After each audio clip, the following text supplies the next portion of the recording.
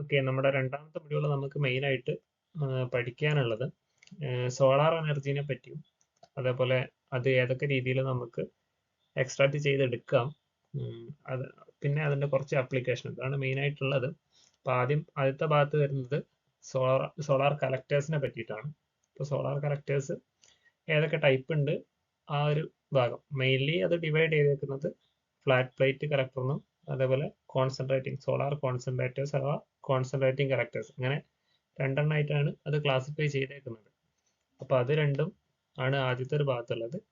അതിൽ തന്നെ solar air ഹീറ്റേഴ്സിനെ പറ്റി ഒന്ന് പഠിക്കും. പിന്നെ solar thermal electric power generation എന്ന് പറഞ്ഞൊരു ഭാഗമുണ്ട്.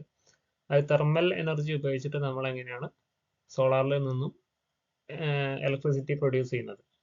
ദെൻ അടുത്തത് ഫോട്ടോ വോൾട്ടൈക് സിസ്റ്റം, അത് എല്ലാവർക്കും പരിചയമുള്ളതായിരിക്കും. ഫോട്ടോ വോൾട്ടൈക് പാനൽ ഉപയോഗിച്ചിട്ട് നമുക്ക് എങ്ങനെ ഇലക്ട്രിക്കൽ എനർജി പ്രൊഡ്യൂസ് ചെയ്യാം. ദെൻ തെർമൽ എനർജി അങ്ങനെയൊക്കെ സ്റ്റോർ ചെയ്യാം. അത് മെയിൻലി 3 രീതിയിലുണ്ട്, അത് പഠിക്കും. പിന്നെ സോളാർ പോണ്ട് എന്ന് പറഞ്ഞിട്ടൊരു സംഭവമുണ്ട്, അതും ഈ പറഞ്ഞ തെർമൽ എനർജീനെ നമുക്ക് സ്റ്റോർ ചെയ്യാൻ പറ്റിയ ഒരു മെത്തേഡാണ്. അപ്പോൾ ഇങ്ങനെ സ്റ്റോറേജിനെ പറ്റി പഠിക്കും. പിന്നെ സോളാർ സെല്ല്, നേരത്തെ പറഞ്ഞ ഫോട്ടോ വോൾട്ടൈക് സെല്ലിനെ പറ്റി ജസ്റ്റ് ഒരു അതിൻ്റെ ടൈപ്സും അതെങ്ങനെയാണ് വർക്ക് ചെയ്യുന്നത് ആ ഒരു ഭാഗങ്ങളൊക്കെ ഇവിടെ നമ്മൾ പഠിക്കും. പിന്നെ ഒരു പ്രൊഡക്ഷൻ പ്രോസസ്സ്, അതിൻ്റെ പ്രൊഡക്ഷൻ എങ്ങനെയാണ് ഉള്ളത്, അതൊരു ബ്ലോക്ക് ഡയഗ്രാം മാത്രം മതി, അത് വെച്ചിട്ട് നമ്മൾ പറയും.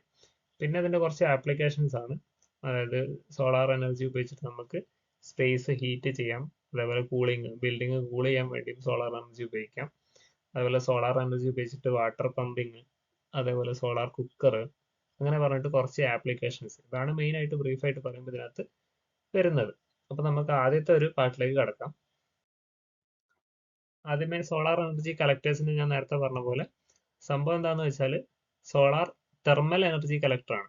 സോളാർ എനർജിയിൽ നിന്നും നമുക്ക് പല രീതിയിലുള്ള എനർജി എക്സ്ട്രാക്ട് ചെയ്യാം. അതിനകത്ത് തെർമൽ എനർജീനെ എക്സ്ട്രാക്ട് ചെയ്യുന്ന മെത്തേഡ്സ് അല്ലെങ്കിൽ അതിന് യൂസ് ചെയ്യുന്ന കളക്ടേഴ്സിനെ പറ്റിയിട്ടാണ് നമ്മളിവിടെ പഠിക്കുന്നത്.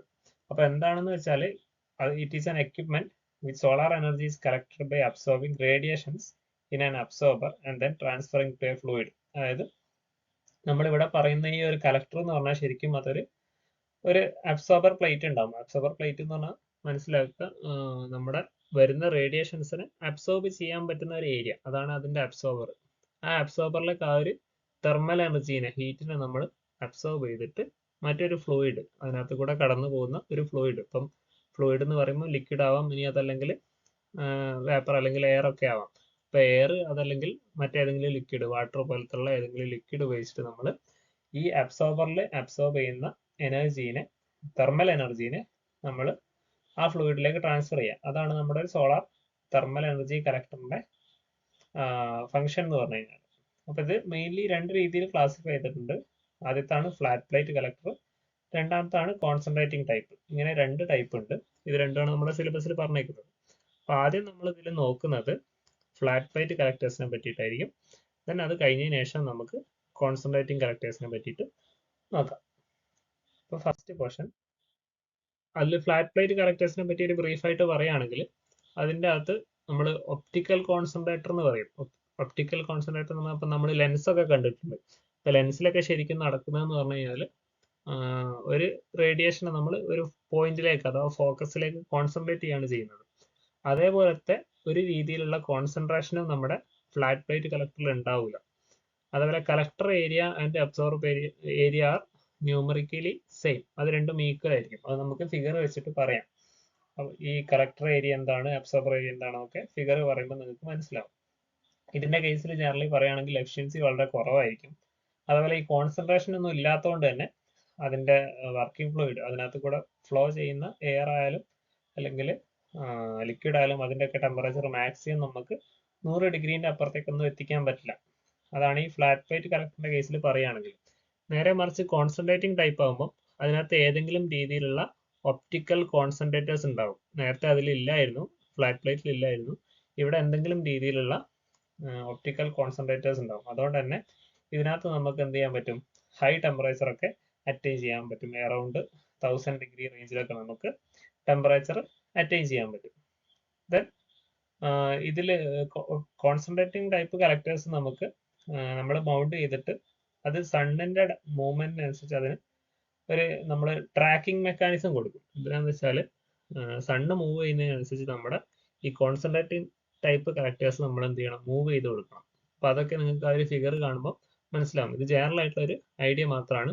ഫ്ലാറ്റ് പ്ലേറ്റ് കളക്ടർ എന്താണ്, കോൺസെൻട്രേറ്റിംഗ് കളക്ടർ എന്താണെന്ന് ജസ്റ്റ് ഒരു ഐഡിയ മാത്രമാണ് ഇവിടെ പറയുന്നത്. അപ്പോൾ ആദ്യത്തെ ഫ്ലാറ്റ് പ്ലേറ്റ് കളക്ടറിലേക്ക് നമുക്ക് പോകാം. ഇത് ഫിഗർ വെച്ചിട്ട് ഞാൻ എക്സ്പ്ലെയിൻ ചെയ്യുമ്പോൾ നിങ്ങൾക്ക് ക്ലിയർ ആവും. അപ്പോൾ ഈ ഒരു ഫിഗർ എന്ന് പറഞ്ഞാൽ കട്ട് സെക്ഷൻസ് ആണ്. ഇത് ഇതിന്റെ ഈ ഒരു ഭാഗം ടോപ്പിൽ ഗ്ലാസ് ഉണ്ടാവും. ആ ഗ്ലാസ് ഒക്കെ കട്ട് ചെയ്തിട്ട് നിങ്ങൾക്ക് ഉള്ളിലുള്ള ഭാഗം കാണാൻ പറ്റുന്ന രീതിയിലാണ് ഇതിനകത്തുള്ളത്. അതേപോലെ ഇതിന്റെ ഒരു ക്രോസ് സെക്ഷൻ ഇവിടെയും കൊടുത്തിട്ടുണ്ട്. അപ്പൊ ഇതിനകത്ത് ശരിക്കും നടക്കുന്നതെന്ന് പറഞ്ഞു കഴിഞ്ഞാൽ ഇത് ശരിക്കും ലിക്വിഡ് ഫ്ലാറ്റ് പ്ലേറ്റ് കളക്ടറാണ്. അതായത് ഇതിനകത്ത് കൂടെ ഫ്ലോ ചെയ്യുന്നത് ഐദർ വാട്ടർ, ഇനി അതല്ലെങ്കിൽ വേറെ ഏതെങ്കിലും ലിക്വിഡുകളായിരിക്കും ഇതിനകത്ത് കൂടെ ഫ്ലോ ചെയ്യുന്നത്. അങ്ങനത്തെ ഒരു കളക്ടറാണ് ഇതിനകത്ത് കാണിച്ചേക്കുന്നത്. അപ്പൊ ഇതിൻ്റെ അകത്ത് നിങ്ങൾ നോക്കി അറിയാം, കോൾഡ് വാട്ടർ ഇൻ എന്ന് ഇവിടെ കാണാം. അപ്പൊ ഈ ഒരു ഭാഗത്തൂടെ നമ്മളുടെ കോൾഡ് വാട്ടർ അല്ലെങ്കിൽ നമ്മുടെ അറ്റ്മോസ്ഫിയറിക് ടെമ്പറേച്ചറിലുള്ള വാട്ടർ ഇതിനകത്തേക്ക് കയറും. ഈ ഒരു കയറിയ വെള്ളം നമ്മൾ ഇതിനകത്ത് കൂടെ വെർട്ടിക്കലായിട്ട് കുറേ ട്യൂബുകൾ വെച്ചിട്ടുണ്ട്. ഈ ട്യൂബുകളിൽ കൂടെ മേലേക്ക് പോകും. എന്നിട്ട് ഇതേപോലെ തന്നെ മോൾ ഭാഗത്തുണ്ടൊരു പൈപ്പ്, ആ ഭാഗത്തൂടെയാണ് നമ്മുടെ ഹോട്ട് വാട്ടർ പുറത്തേക്ക് വരുന്നത്. അപ്പൊ ഇതെങ്ങനെയാണ് ചൂടാവുന്നതെന്ന് വെച്ച് കഴിഞ്ഞാൽ ഇതിന്റെ തൊട്ട് താഴെ നിങ്ങൾക്ക് കാണാം ഈ ഒരു ഗ്രേ കളറിലൊരു പ്ലേറ്റ്, അതാണ് ഹീറ്റ് അബ്സോർബിങ് ബാക്ക് പ്ലേറ്റ്.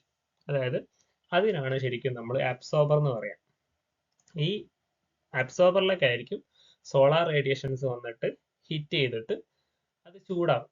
ആ ചൂടാവുന്ന അബ്സോർബർ പ്ലേറ്റിന്റെ മേലേക്കാണ് നമ്മൾ ഈ പറഞ്ഞ ഈ പൈപ്പുകളെല്ലാം വെൽഡ് ചെയ്ത് പിടിപ്പിച്ചേക്കുന്നത്. ഇങ്ങനെ ഈ വെൽഡ് ചെയ്ത് പിടിപ്പിച്ച ഈ പൈപ്പ്, ഈ അബ്സോർബർ പ്ലേറ്റ് ചൂടാവുമ്പോൾ ആ പൈപ്പും ചൂടാവും. ആ പൈപ്പിന്റെ അകത്ത് കൂടെ കയറ്റി വിടുന്ന ഈ ഒരു കോൾഡ് വാട്ടറും എന്താവും, ചൂടാവും. കോൾഡ് വാട്ടർ ചൂടാവുമ്പോൾ തന്നെ ഓട്ടോമാറ്റിക്കലി അതിന്റെ ഡെൻസിറ്റി കുറഞ്ഞിട്ട് അത് മേൽഭാഗത്തേക്ക് പോകും. നമ്മുടെ തെർമോസൈഫൺ എഫക്റ്റ് ഒക്കെ നമ്മൾ ചെറിയ ക്ലാസ്സിൽ പഠിക്കുന്നുണ്ട്. ആ ഒരു എഫക്റ്റ് വെച്ചിട്ട് ചൂടായ വാട്ടർ മേലേക്ക് പോകും. എന്നിട്ട് മോൾ ഭാഗത്തൂടെ നമുക്ക് ഹോട്ട് വാട്ടർ പുറത്തേക്ക് കിട്ടും. അതാണ് ഇതിന്റെ വർക്കിംഗ്. അത് ഈ ഒരു കട്ട് സെക്ഷൻ വെച്ച് ഞാൻ ഒന്നുകൂടെ പറഞ്ഞുതരാം. അപ്പൊ ഇതിനകത്ത് നിങ്ങൾ നോക്കിക്കഴിഞ്ഞാൽ ഈ ബ്ലാക്ക് കളറിൽ കാണിച്ചതാണ് നമ്മുടെ അബ്സോർബർ പ്ലേറ്റ്. അത് എന്ന് പറഞ്ഞാൽ നോർമലി നമ്മൾ ഉണ്ടാക്കുന്നത് എന്തെങ്കിലും മെറ്റൽസ്, ഇപ്പോൾ അലൂമിനിയോ ഇനി അതേപോലത്തെ മെറ്റൽസ് ഉപയോഗിച്ചിട്ടാണ് നമ്മൾ ഈ ഒരു അബ്സോർബർ പ്ലേറ്റ് ഉണ്ടാക്കുന്നത്. ഇതിന് ബ്ലാക്ക് കളർ കൊടുക്കാൻ കാരണം എന്ന് പറഞ്ഞാൽ നമുക്ക് തെർമൽ എനർജിയാണ് അബ്സോർബ് ചെയ്യേണ്ടത്. തെർമൽ എനർജി എന്ന് പറയുമ്പോൾ ഹീറ്റ് എനർജിയാണ് അബ്സോർബ് ചെയ്യേണ്ടത്. ഹീറ്റ് എനർജി മാക്സിമം അബ്സോർബ് ചെയ്യാൻ പറ്റുന്നത് ബ്ലാക്ക് കളറിനാണ്. അതുകൊണ്ട് തന്നെയാണ് അതിന് നമ്മൾ ബ്ലാക്ക് കളർ കൊടുക്കുന്നത്. അപ്പം നമ്മുടെ സോളാർ റേഡിയേഷൻ ഇവിടെ നിന്ന് ഇങ്ങനെ വരും. ഈ വന്നിട്ട് ഈ അബ്സോർബർ പ്ലേറ്റിന് എന്താക്കും, ഹീറ്റ് ചെയ്യിക്കും. ഈ ഹീറ്റായ അബ്സോർബർ പ്ലേറ്റിന്റെ അടിഭാഗത്താണ് അല്ലെങ്കിൽ മോൾ ഭാഗത്ത്, രണ്ട് ഭാഗത്തും വരാം. ഈ ഒരു ഫിഗറിനകത്ത് അടിഭാഗത്ത് കുറെ ട്യൂബുകൾ വെച്ചിട്ടുണ്ട്. ആ ഒരു ട്യൂബുകളാണ് ഈ വെർട്ടിക്കൽ ആയിട്ട് കാണുന്ന ട്യൂബുകൾ. അപ്പൊ ആ ട്യൂബുകളുടെ ഉള്ളിൽ കൂടെ നമ്മൾ ഈ രീതിയിൽ വെള്ളത്തിനെ ഫ്ലോ ചെയ്യിപ്പിക്കും. ആ ഫ്ലോ ചെയ്യുന്ന വെള്ളം ഈ അബ്സോർബർ പ്ലേറ്റിന്റെ ഹീറ്റ് അബ്സോർബ് ചെയ്തിട്ട് ആ വാട്ടർ എന്താവും, ഹീറ്റ് ആവും. ഇങ്ങനെ ഹീറ്റായ വെള്ളമാണ് ഈ മോൾ ഭാഗത്തേക്ക്. ഇത് ഈ ഒരു സംഭവം ഒരു ആംഗിളിലാണ് വെച്ചേക്കുന്നത്. നമ്മൾ കഴിഞ്ഞ ക്ലാസ്സിൽ പഠിച്ചിട്ടുണ്ടായിരുന്നു, സ്ലോപ്പ് എന്ന് പറഞ്ഞിട്ട് ഒരു ആംഗിൾ പറഞ്ഞിട്ടുണ്ടായിരുന്നു. അപ്പോൾ അതേപോലെ ഒരു ആംഗിളിലായിരിക്കും ഈ ഒരു കലക്ടർ വെച്ചിട്ടുണ്ടാവുക. അപ്പൊ ഈ കലക്ടർ ഇങ്ങനെ വെക്കുന്നതുകൊണ്ട് തന്നെ ഇതിന് മോൾ ഭാഗത്തേക്ക് പോകാനുള്ള ഒരു ടെൻഡൻസി ഉണ്ടാവും. താഴ്ഭാഗത്തുള്ള ഫ്ലൂയിഡുകളെല്ലാം, ലിക്വിഡ് എല്ലാം ഹീറ്റ് ആയിട്ട് ഓട്ടോമാറ്റിക്കലി മുകളിലേക്ക് പോകാനുള്ള ഒരു ടെൻഡൻസി ഉണ്ടാവും.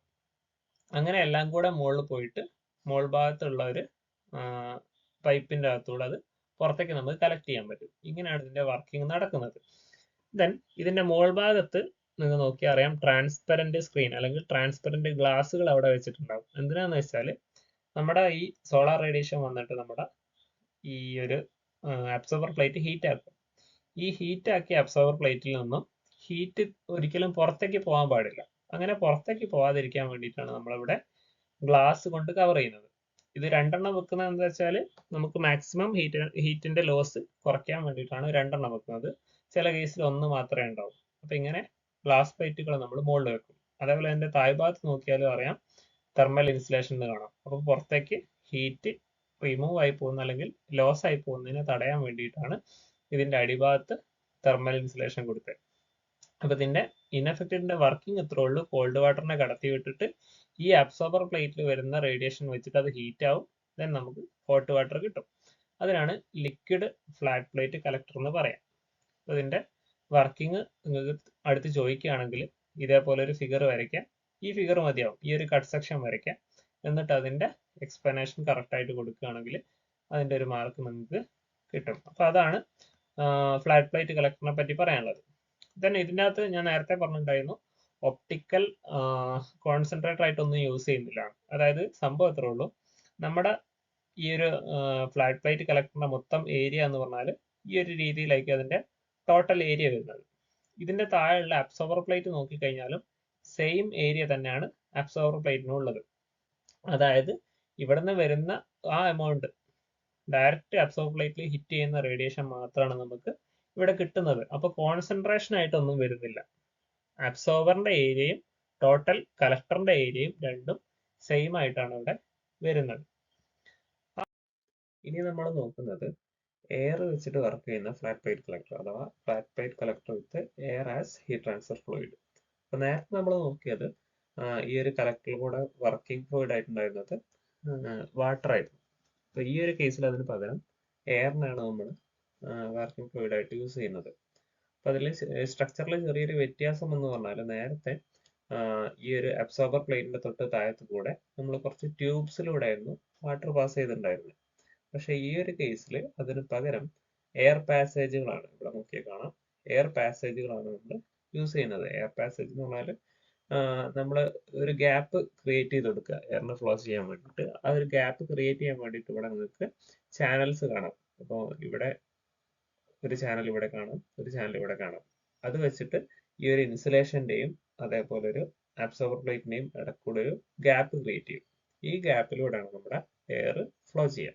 അപ്പം ഇതിന്റെ അടിഭാഗത്തായിട്ട് നേരത്തെ പോലെ തന്നെ ഒരു ഇൻലെറ്റ് പൈപ്പ് ഉണ്ടാവും. ആ ഒരു ഇൻലെറ്റ് പൈപ്പിലൂടെയാണ് നമ്മുടെ എയർ കടന്നു വരിക. കടന്നു വന്നിട്ട് ഈ ഒരു പാസേജിലേക്ക് കയറും.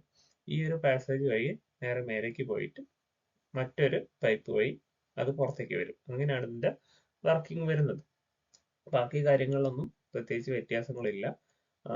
ഇതിന്റെ അടിഭാഗത്ത് നമ്മൾ ഇൻസുലേഷൻ കൊടുക്കും, മോൾ ഭാഗത്ത് ഗ്ലാസ് പ്ലേറ്റ് കൊടുക്കും, അതൊക്കെ സെയിം തന്നെയാണ്.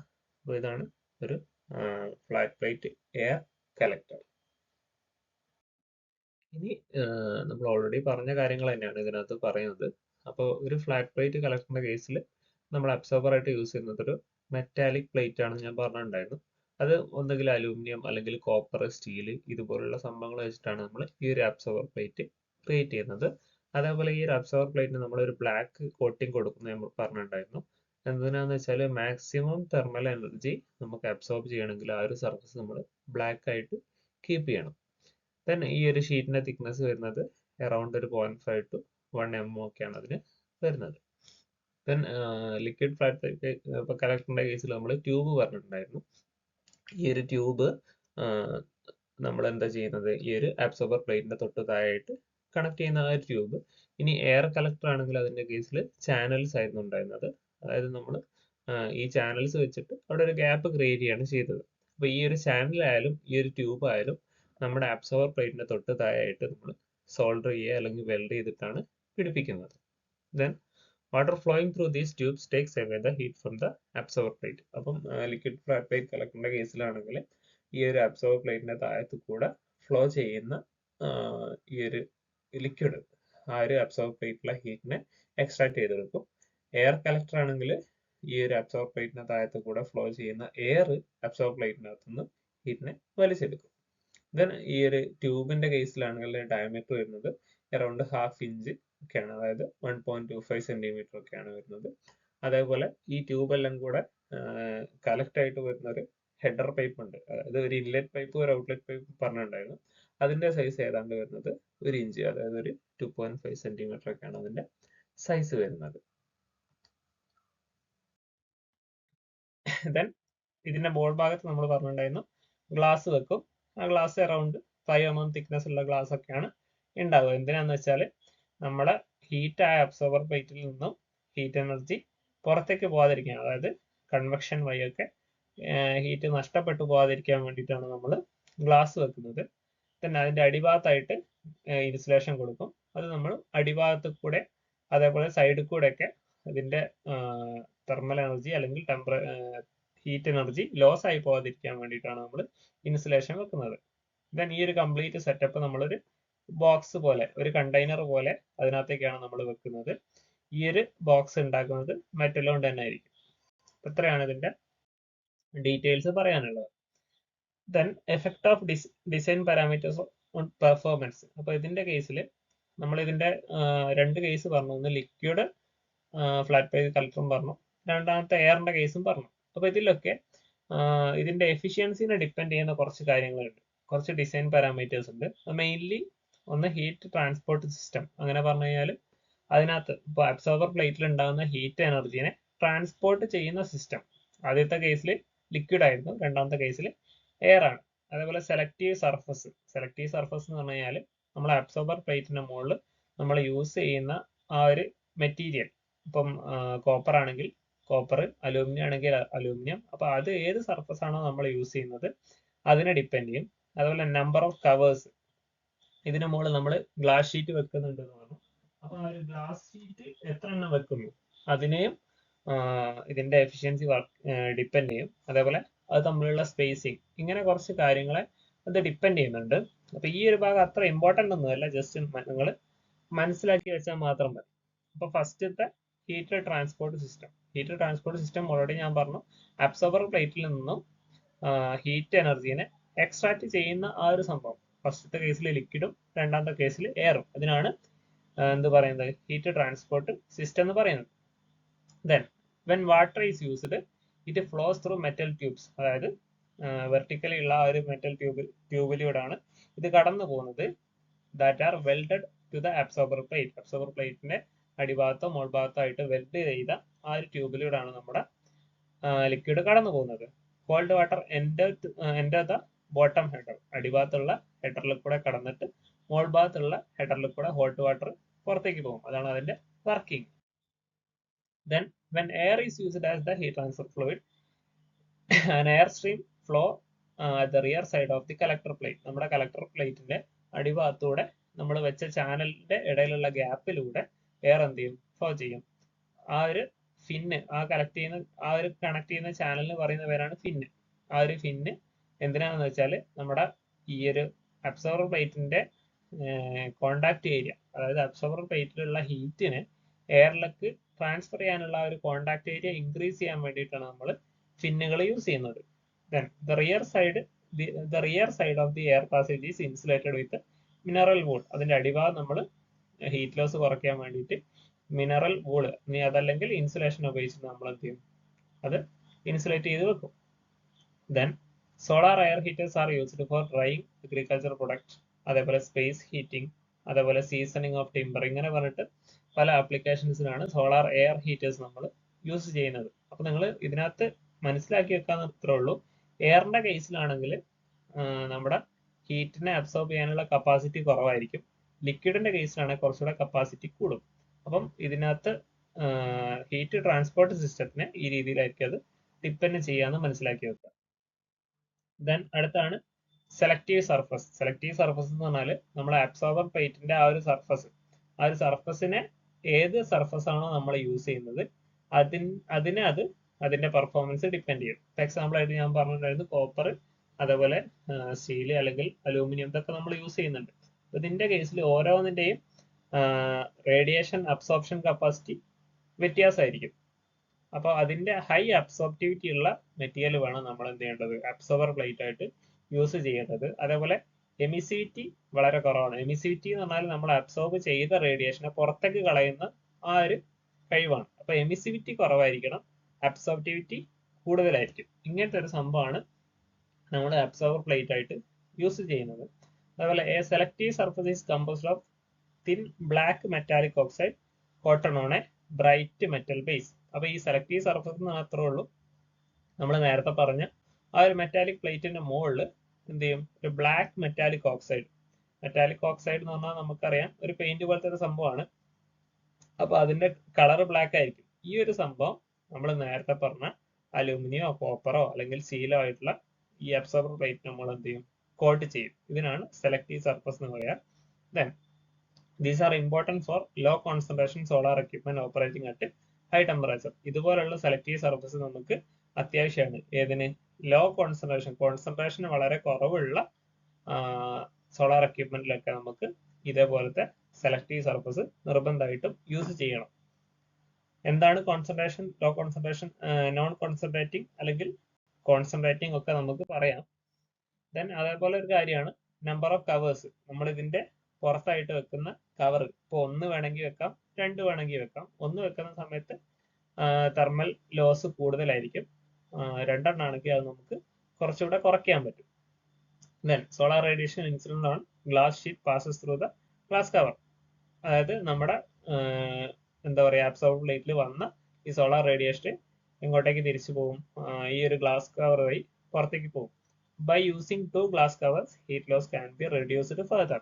നമുക്ക് 2 ഗ്ലാസ് വെക്കുകയാണെങ്കിൽ ഹീറ്റ് ലോസ് നമുക്ക് ഒരുപാട് കുറയ്ക്കാൻ പറ്റും. ഓൾറെഡി പറഞ്ഞ കാര്യങ്ങൾ തന്നെയാണ്. ദെൻ അടുത്തൊരു എഫക്ട് എന്ന് പറഞ്ഞു കഴിഞ്ഞാൽ ഇതിന്റെ സ്പേസിംഗ് ആണ്.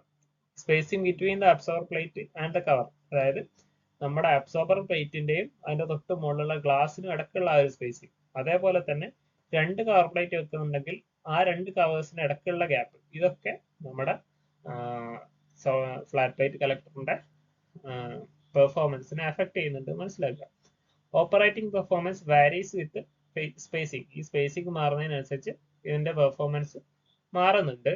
ആസ് വെൽ ആസ് വിത്ത് ടിൽറ്റ്, നമ്മൾ കൊടുക്കുന്ന ആ ഒരു ആംഗിൾ അതിന് കറസ്പോണ്ടിങ് ആയിട്ടൊക്കെ ഇത് മാറുന്നുണ്ട്. And hence there is no way to specify exact optimum spacing. നമുക്കിപ്പോൾ ഒരു കേസിലുള്ള ഒപ്റ്റിമം സ്പേസിംഗ് നമുക്ക് കറക്റ്റ് ആയിട്ട് പറയാൻ പറ്റില്ല.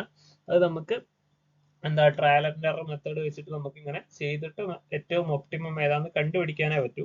അല്ലാതെ മാക്സിമം എഫിഷ്യൻസി കിട്ടാൻ ഏത് രീതിയിൽ സ്പേസിംഗ് വെക്കണം എന്നൊന്നും നമുക്ക് പറയാൻ പറ്റില്ല. അപ്പൊ അതാണ് സ്പേസിംഗിന്റെ എഫക്റ്റ്. ഇത്രയും 4 കാര്യങ്ങളാണ് മെയിൻ ആയിട്ട് ഇത് എഫക്ട് ചെയ്യുന്നത്. ദെൻ അപ്പൊ ഫ്ലാറ്റ് പ്ലേറ്റ് കളക്ടറിന്റെ കേസിൽ അത്രേ പറയാനുള്ളൂ.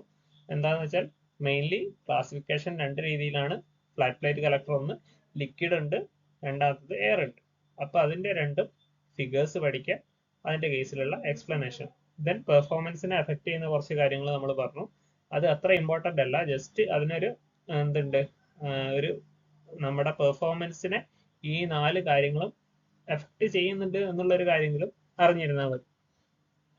ദെൻ ഇനിയാണ് സോളാർ കോൺസെൻട്രേറ്റിംഗ് കളക്ടർ. ഈ ഒരു പേരിൽ തന്നെ ഉണ്ട്, സോളാർ എനർജിനെ കോൺസെൻട്രേറ്റ് ചെയ്തിട്ട് അതിനകത്തുനിന്ന് തെർമൽ എനർജി എക്സ്ട്രാക്ട് ചെയ്യുന്ന ഒരു സംഭവമാണ് സോളാർ കോൺസെൻട്രേറ്റിംഗ് കളക്ടർ.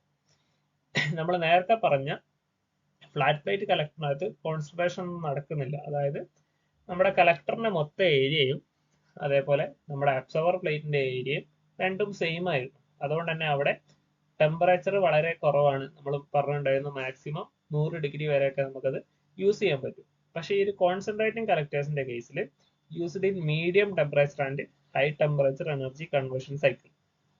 അതായത് ടെമ്പറേച്ചർ കൂടുതലുള്ള, അപ്പൊ മീഡിയം ആപ്ലിക്കേഷനിലും അതേപോലെ ഹൈ ടെമ്പറേച്ചർ ആപ്ലിക്കേഷനിലൊക്കെ നമ്മൾ യൂസ് ചെയ്യുന്നത് സോളാർ കോൺസെൻട്രേറ്റിംഗ് കളക്ടേഴ്സ് ആണ്.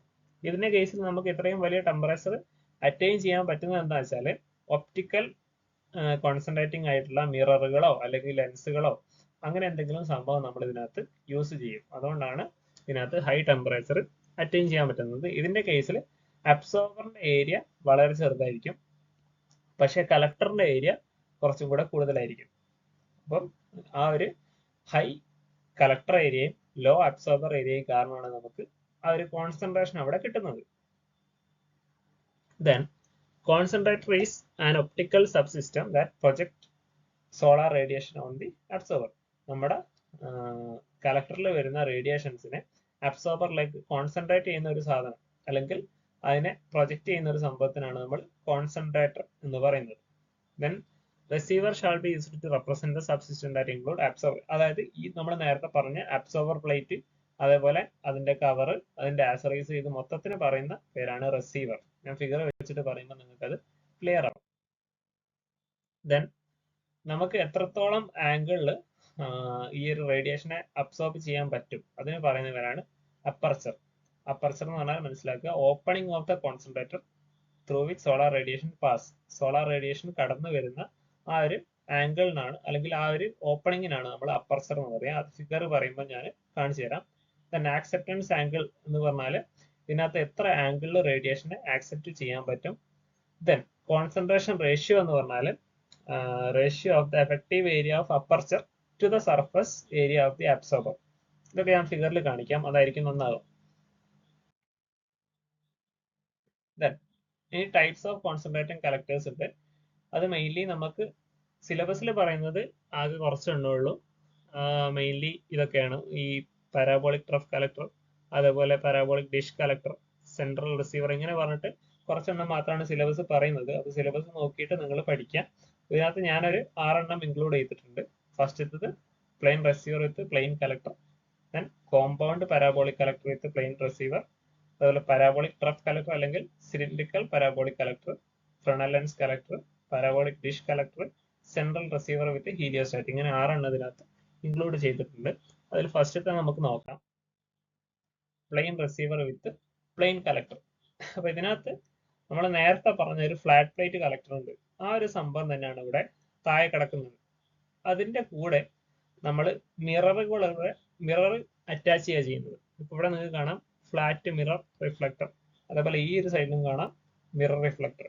ഇപ്പൊ രണ്ട് സൈഡിലും നമ്മൾ ഇതേപോലെ മിറർ അറ്റാച്ച് ചെയ്യുകയാണെങ്കിൽ ആ ഒരു ഭാഗത്തേക്ക് വരുന്ന സോളാർ റേഡിയേഷനുടെ നമ്മുടെ ആ ഒരു അബ്സോർബർ പ്ലേറ്റിലേക്ക്, അല്ലെങ്കിൽ നമ്മുടെ ആ ഒരു അബ്സോർബർ പ്ലേറ്റ് എന്ന് പറഞ്ഞ ഒരു സംഭവം ഉണ്ടല്ലോ, ഒരു ബ്ലാക്ക് കളർ കോട്ടിങ് കൊടുക്കുന്നത്, അതിനകത്തേക്ക് നമുക്ക് റിഫ്ലക്ട് ചെയ്തെടുക്കാൻ പറ്റും. അപ്പൊ ഇതിന്റെ കേസിൽ കളക്ടർ ഏരിയ എന്ന് പറഞ്ഞത് ഇത്രയും വലിയ ഏരിയ വരും. ഈ ഭാഗത്ത് കംപ്ലീറ്റ് റേഡിയേഷൻ വന്നു കഴിഞ്ഞാൽ അതിനെ നമുക്ക് ഈ അബ്സോർബറിലേക്ക് എത്തിക്കാൻ പറ്റും. അപ്പൊ ഇവിടുത്തെ കളക്ടർ ഏരിയ എന്ന് പറഞ്ഞാൽ ടോട്ടൽ ഇവിടം തൊട്ട് ഇവിടം വരെയുള്ള മൊത്തം ഏരിയ വരും. പക്ഷെ അബ്സോർബറിന്റെ ഏരിയ എന്ന് പറഞ്ഞാൽ ഇത്ര മാത്രമേ ഉള്ളൂ. അപ്പൊ ഇതിന്റെ കേസിൽ കളക്ടർ ഏരിയ കൂടുതലാണ്, അബ്സോർബർ ഏരിയ കുറവാണ്. ഇതിന്റെ ആ ഒരു റേഷ്യോനാണ് നമ്മൾ എന്ത് പറയുന്നത്, കോൺസെൻട്രേഷൻ റേഷ്യോ എന്ന് പറയുന്നത്. അപ്പൊ കോൺസെൻട്രേഷൻ റേഷ്യോ CR എന്ന് പറഞ്ഞാൽ collector area divided by absorber area, ഇതിനാണ് കോൺസെൻട്രേഷൻ റേഷ്യോ എന്ന് പറയാം. ഇപ്പൊ ഇതിന്റെ കേസിൽ ഇവിടം തൊട്ട് ഇവിടം വരെയുള്ള ഈ ഒരു ഏരിയയിൽ വരുന്ന കംപ്ലീറ്റ് റേഡിയേഷനും നമുക്ക് ഈ കുറഞ്ഞ അബ്സോർബർ ഏരിയയിലേക്ക് കിട്ടും. അപ്പൊ ഹയർ വാല്യൂ എന്ന് പറഞ്ഞാൽ മുകളിലുള്ളതാണ്. ഇപ്പൊ അസ്യം ഇത് 2 മീറ്റർ സ്ക്വയർ ആണ് മൊത്തം ഉള്ളതെങ്കിൽ താഴത്തത് 1 മീറ്റർ സ്ക്വയർ ആണ് ഉള്ളതെങ്കിൽ ഈ ഒരു കോൺസെൻട്രേഷൻ റേഷ്യോന്റെ വാല്യൂ വരുന്നത് 2/1, അതായത് കോൺസെൻട്രേഷൻ റേഷ്യോ 2 എന്ന് കിട്ടും. അപ്പൊ ഇത് മനസ്സിലാക്കേണ്ടത് എത്ര ഉള്ളൂ, 2 മീറ്റർ സ്ക്വയറിൽ വരുന്ന സാധനത്തിന് 1 മീറ്റർ സ്ക്വയറിലേക്ക് അത് കോൺസെൻട്രേറ്റ് ചെയ്യുന്നു. അപ്പോൾ ഈ ഒരു സംഭവമാണ് നമ്മുടെ കോൺസെൻട്രേറ്റിംഗ് കളക്ടേഴ്സിൽ നമ്മൾ യൂസ് ചെയ്യുന്നത്. ഫ്ലാറ്റ് പ്ലേറ്റിന്റെ കേസിലാണെങ്കിൽ കളക്ടർ ഏരിയയും അബ്സോർബർ ഏരിയയും രണ്ടും സെയിം ആയിരുന്നു. അപ്പൊ ഇതുപോലുള്ള പ്ലെയിൻ റിസീവർ വിത്ത് പ്ലെയിൻ കളക്ടേഴ്സിന്റെ കേസിൽ കോൺസെൻട്രേഷൻ റേഷ്യോന്റെ വാല്യൂ 1 to 4, 1 മുതൽ 4 വരെ നമുക്ക് ഇൻക്രീസ് ചെയ്യാൻ പറ്റും. നേരത്തെ ഫ്ലാറ്റ് പ്ലേറ്റിന്റെ കേസിൽ നമ്മൾ മാക്സിമം 100 ഡിഗ്രി ആയിരുന്നു നമുക്ക് എത്തിക്കാൻ പറ്റുന്നത്. പക്ഷെ ഇവിടെ കോൺസെൻട്രേഷൻ റേഷ്യോ കൂട്ടാൻ പറ്റുന്നതുകൊണ്ട് തന്നെ ടെമ്പറേച്ചർ 140 ഡിഗ്രി റേഞ്ചിൽ വരെ നമുക്ക് എന്ത് ചെയ്യാൻ പറ്റും, കൂട്ടാൻ പറ്റും. ഇതാണ് plain receiver with plain collector. ഇതൊരു സിമ്പിൾ മോഡിഫിക്കേഷൻ ആണ്. സാധാ ഫ്ലാറ്റ് പ്ലേറ്റ് കളക്ടറിന്റെ കൂടെ നമ്മൾ മിററുകൾ അറ്റാച്ച് ചെയ്യും. പിന്നെ അടുത്താണ് കോമ്പൗണ്ട് പാരാബോളിക് കളക്ടർ. അപ്പൊ ഇതിന്റെ കേസിൽ ഈ പേരിൽ പറയുന്ന പോലെ തന്നെ കോമ്പൗണ്ട് എന്ന് പറയുമ്പോൾ രണ്ട് പാരാബോളിക് കളക്ടർ വിത്ത് നമ്മുടെ നേരത്തെ പ്ലെയിൻ റിസീവർ, നേരത്തെ നമ്മൾ പറഞ്ഞ ഫ്ലാറ്റ് പ്ലേറ്റ് കളക്ടർ പോലെ ഒരു സംഭവം താഴത്തുണ്ട്. അതിന്റെ കൂടെ നമ്മൾ പാരാബോളിക് ആയിട്ടുള്ള 2 മിററും കൂടെ ആഡ് ചെയ്യും. ഇതാണ് ഒരു സംഭവം. ഇതിനകത്ത് reflectors are curved segment that are parts of 2 parabola. പരാബോളന്റെ സെഗ്മെന്റ് ആയിട്ടുള്ള 2 ഭാഗങ്ങളാണ് നമ്മൾ റിഫ്ലക്റ്റഡ് ആയിട്ട് യൂസ് ചെയ്യുന്നത്. അതിന്റെ കോൺസെൻട്രേഷൻ റേഷ്യോ നോക്കിക്കഴിഞ്ഞാൽ 3 to 10 ആ ഒരു റേഞ്ചിൽ അത് എന്ത് ചെയ്യുന്നത്, കോൺസെൻട്രേറ്റ് ചെയ്യുന്നുണ്ട്. Then for a concentration ratio of 10, acceptance angle is 11.5. acceptance angle എന്താണെന്ന് ഞാൻ ഈ ഫിഗറിൽ പറഞ്ഞുതരാം. ഇവിടെ നിങ്ങൾക്ക് നോക്കിയാൽ അറിയാം, ഈ ഒരു ഭാഗത്ത് മാക്സിമം ഈ ഒരു ആംഗിളിലുള്ള റേഡിയേഷൻസിനാണ് ഇതിനകത്തേക്ക് കടന്നു വരാൻ പറ്റുക. ഇതിന്റെ അപ്പുറത്തേക്കുള്ള ഒരു ആംഗിളിലുള്ള റേഡിയേഷൻ ഇതിന്റെ അകത്തേക്ക് കയറാൻ പറ്റില്ല. അപ്പൊ ഇങ്ങനെ ഒരു റേഡിയേഷൻ വന്നു കഴിഞ്ഞാൽ അതിനകത്തേക്ക് കയറാൻ പറ്റത്തില്ല. മാക്സിമം അതിനകത്തേക്ക് കയറാൻ പറ്റുന്ന ഈ ഒരു ആംഗിൾ, ആ ആംഗിളിന് പറയുന്നവരാണ് ആക്സെപ്റ്റൻസ് ആംഗിൾ. അതേപോലെ ഇതിന്റെ ഈ ഒരു എത്ര ഏരിയയിലുള്ള റേഡിയേഷന് അതിനകത്തേക്ക് കയറാൻ പറ്റും, ഇത്രയും ഭാഗം, അത്രയും ഭാഗത്തുള്ള റേഡിയേഷൻ മാത്രമേ അതിനകത്തേക്ക് കയറാൻ പറ്റൂ. അതിന് പറയുന്ന പേരാണ് അപ്പർച്ചർ. അപ്പൊ അപ്പർച്ചർ എന്ന് പറഞ്ഞു കഴിഞ്ഞാൽ അതിന്റെ ഓപ്പണിംഗ്, അതിനാണ് അപ്പർച്ചർ എന്ന് പറയുക. ആക്സെപ്റ്റൻസ് ആംഗിൾ എന്ന് പറഞ്ഞു കഴിഞ്ഞാൽ ആ ഒരു റിസീവറിലേക്ക് മാക്സിമം എൻ്റർ ചെയ്യാൻ പറ്റുന്ന ആംഗിൾ. അപ്പൊ ഇത് രണ്ടും നേരത്തെ പറഞ്ഞിട്ടുണ്ടായിരുന്നു. അപ്പൊ ആക്സെപ്റ്റൻസ് ആംഗിൾ ക്ലിയർ ആയെന്ന് വിചാരിക്കുന്നു, അപ്പർച്ചറും ക്ലിയർ ആയെന്ന് വിചാരിക്കുന്നു. 10 വരെ നമുക്ക് ഇതിനകത്ത് കോൺസെൻട്രേഷൻ റേഷ്യോ പറ്റും എന്ന് പറഞ്ഞു.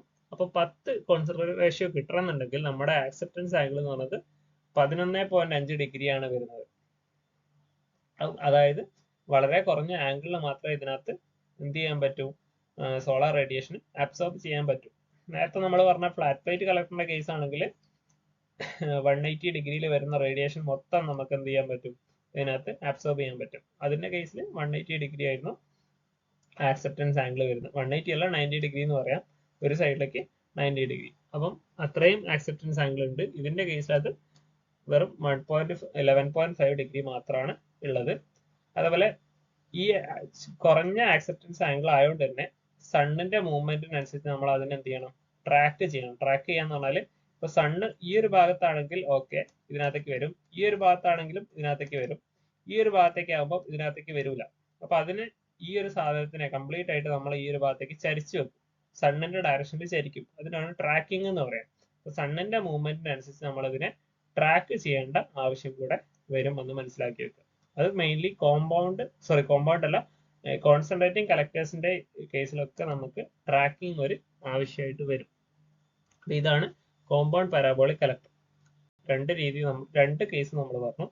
ദെൻ മൂന്നാമത്തതാണ്, ഇത് ഇമ്പോർട്ടന്റ് ആണ്, നിങ്ങളുടെ സിലബസിൽ പറഞ്ഞ സാധനമാണ്. പാരാബോളിക് ട്രഫ് കളക്ടർ എന്ന് പറയും, ഇനി അതല്ലെങ്കിൽ സിലിണ്ടറിക്കൽ പാരാബോളിക് കളക്ടർ എന്ന് പറയും. അപ്പൊ ഇതിന്റെ ഫിഗർ വെച്ചിട്ട് ഞാൻ പറഞ്ഞുതരാം. ഇതിനകത്ത് ഇതാണ് ഇതിന്റെ ഫിഗർ വരുന്നത്. അപ്പൊ ഇതിന്റെ ഷേപ്പ് എന്ന് പറഞ്ഞാൽ പരാബോളയാണ്, അതിന്റെ പുറമെ ലെങ്ത് ഒരു സിലിണ്ടർ കട്ട് ചെയ്ത ഒരു രീതിയിലായിരിക്കും ഇത് ഉണ്ടാവുക. അതുകൊണ്ട് തന്നെയാണ് ഇതിന് സിലിണ്ടറിക്കൽ പാരാബോളിക് കളക്ടർ എന്ന് പറയുന്നത്. അതിന്റെ ഒരു റിയൽ ഇമേജ് ആണ് ഇവിടെ കൊടുത്തത്. അപ്പൊ നമ്മുടെ ഒരു ഗ്ലാസ് പോലുള്ള മിറർ പോലുള്ള ഒരു സംഭവമാണ്. അതിനെ ഈ ഒരു പരാബോള ഷേപ്പിൽ നമ്മളിങ്ങനെ ഒരു ലെങ്ത്തിൽ ഇങ്ങനെ ഉണ്ടാക്കി വെച്ചതാണ്.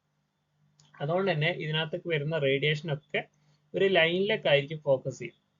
നമുക്കറിയാം ഒരു സർക്കുലർ ഷേപ്പിൽ നമ്മൾ വരച്ചു കഴിഞ്ഞാൽ അതിന്റെ റേഡിയേഷൻ ഒക്കെ വരുന്നത് മൊത്തം കോൺസെൻട്രേറ്റ് ചെയ്യുന്നത് ഈ ഒരു പോയിന്റിലേക്കായിരിക്കും. അതിനാണ് നമ്മൾ ഫോക്കസ് എന്ന് പറയാം. അപ്പൊ ഇങ്ങനെ അലോങ് ദി ലെങ്ത് ഉണ്ടെങ്കിൽ ഈ ഒരു ഫോക്കസ് പോയിന്റ്സ് ഒക്കെ ഇങ്ങനെ ഒരു ലൈനിലേക്കായിരിക്കും ഫോക്കസ് ആകുന്നത്. ആ ഒരു ഫോക്കസിങ് ആവുന്ന ആ ഒരു ലൈനിലാണ് നമ്മളെ അബ്സോർബർ അല്ലെങ്കിൽ റിസീവർ ട്യൂബ് അല്ലെങ്കിൽ അബ്സോർബർ ട്യൂബ് നമ്മൾ വെക്കുന്നത്. അപ്പൊ നമ്മുടെ റേഡിയേഷൻസ് മൊത്തം ഈ ഒരു ലൈനിലേക്ക്, ഇതിനകത്ത് കാണുന്ന ഈ ഒരു ലൈനിലേക്ക് കോൺസെൻട്രേറ്റ് ആവും. ഇതിനകത്ത് കൂടെ, അതായത് ഇതൊരു പൈപ്പ് ആയിരിക്കും ആക്ച്വലി, പൈപ്പിന്റെ പുറത്ത് നമ്മൾ എന്ത് ചെയ്യും, ബ്ലാക്ക് കളറിൽ കോട്ടിങ് കൊടുക്കും. അപ്പൊ ഒരു ഭാഗത്തൂടെ നമ്മൾ ഫ്ലൂയിഡിനെ കടത്തിവിടും, കോൾഡ് ആയിട്ടുള്ള ഫ്ലൂയിഡിനെ കടത്തിവിടും.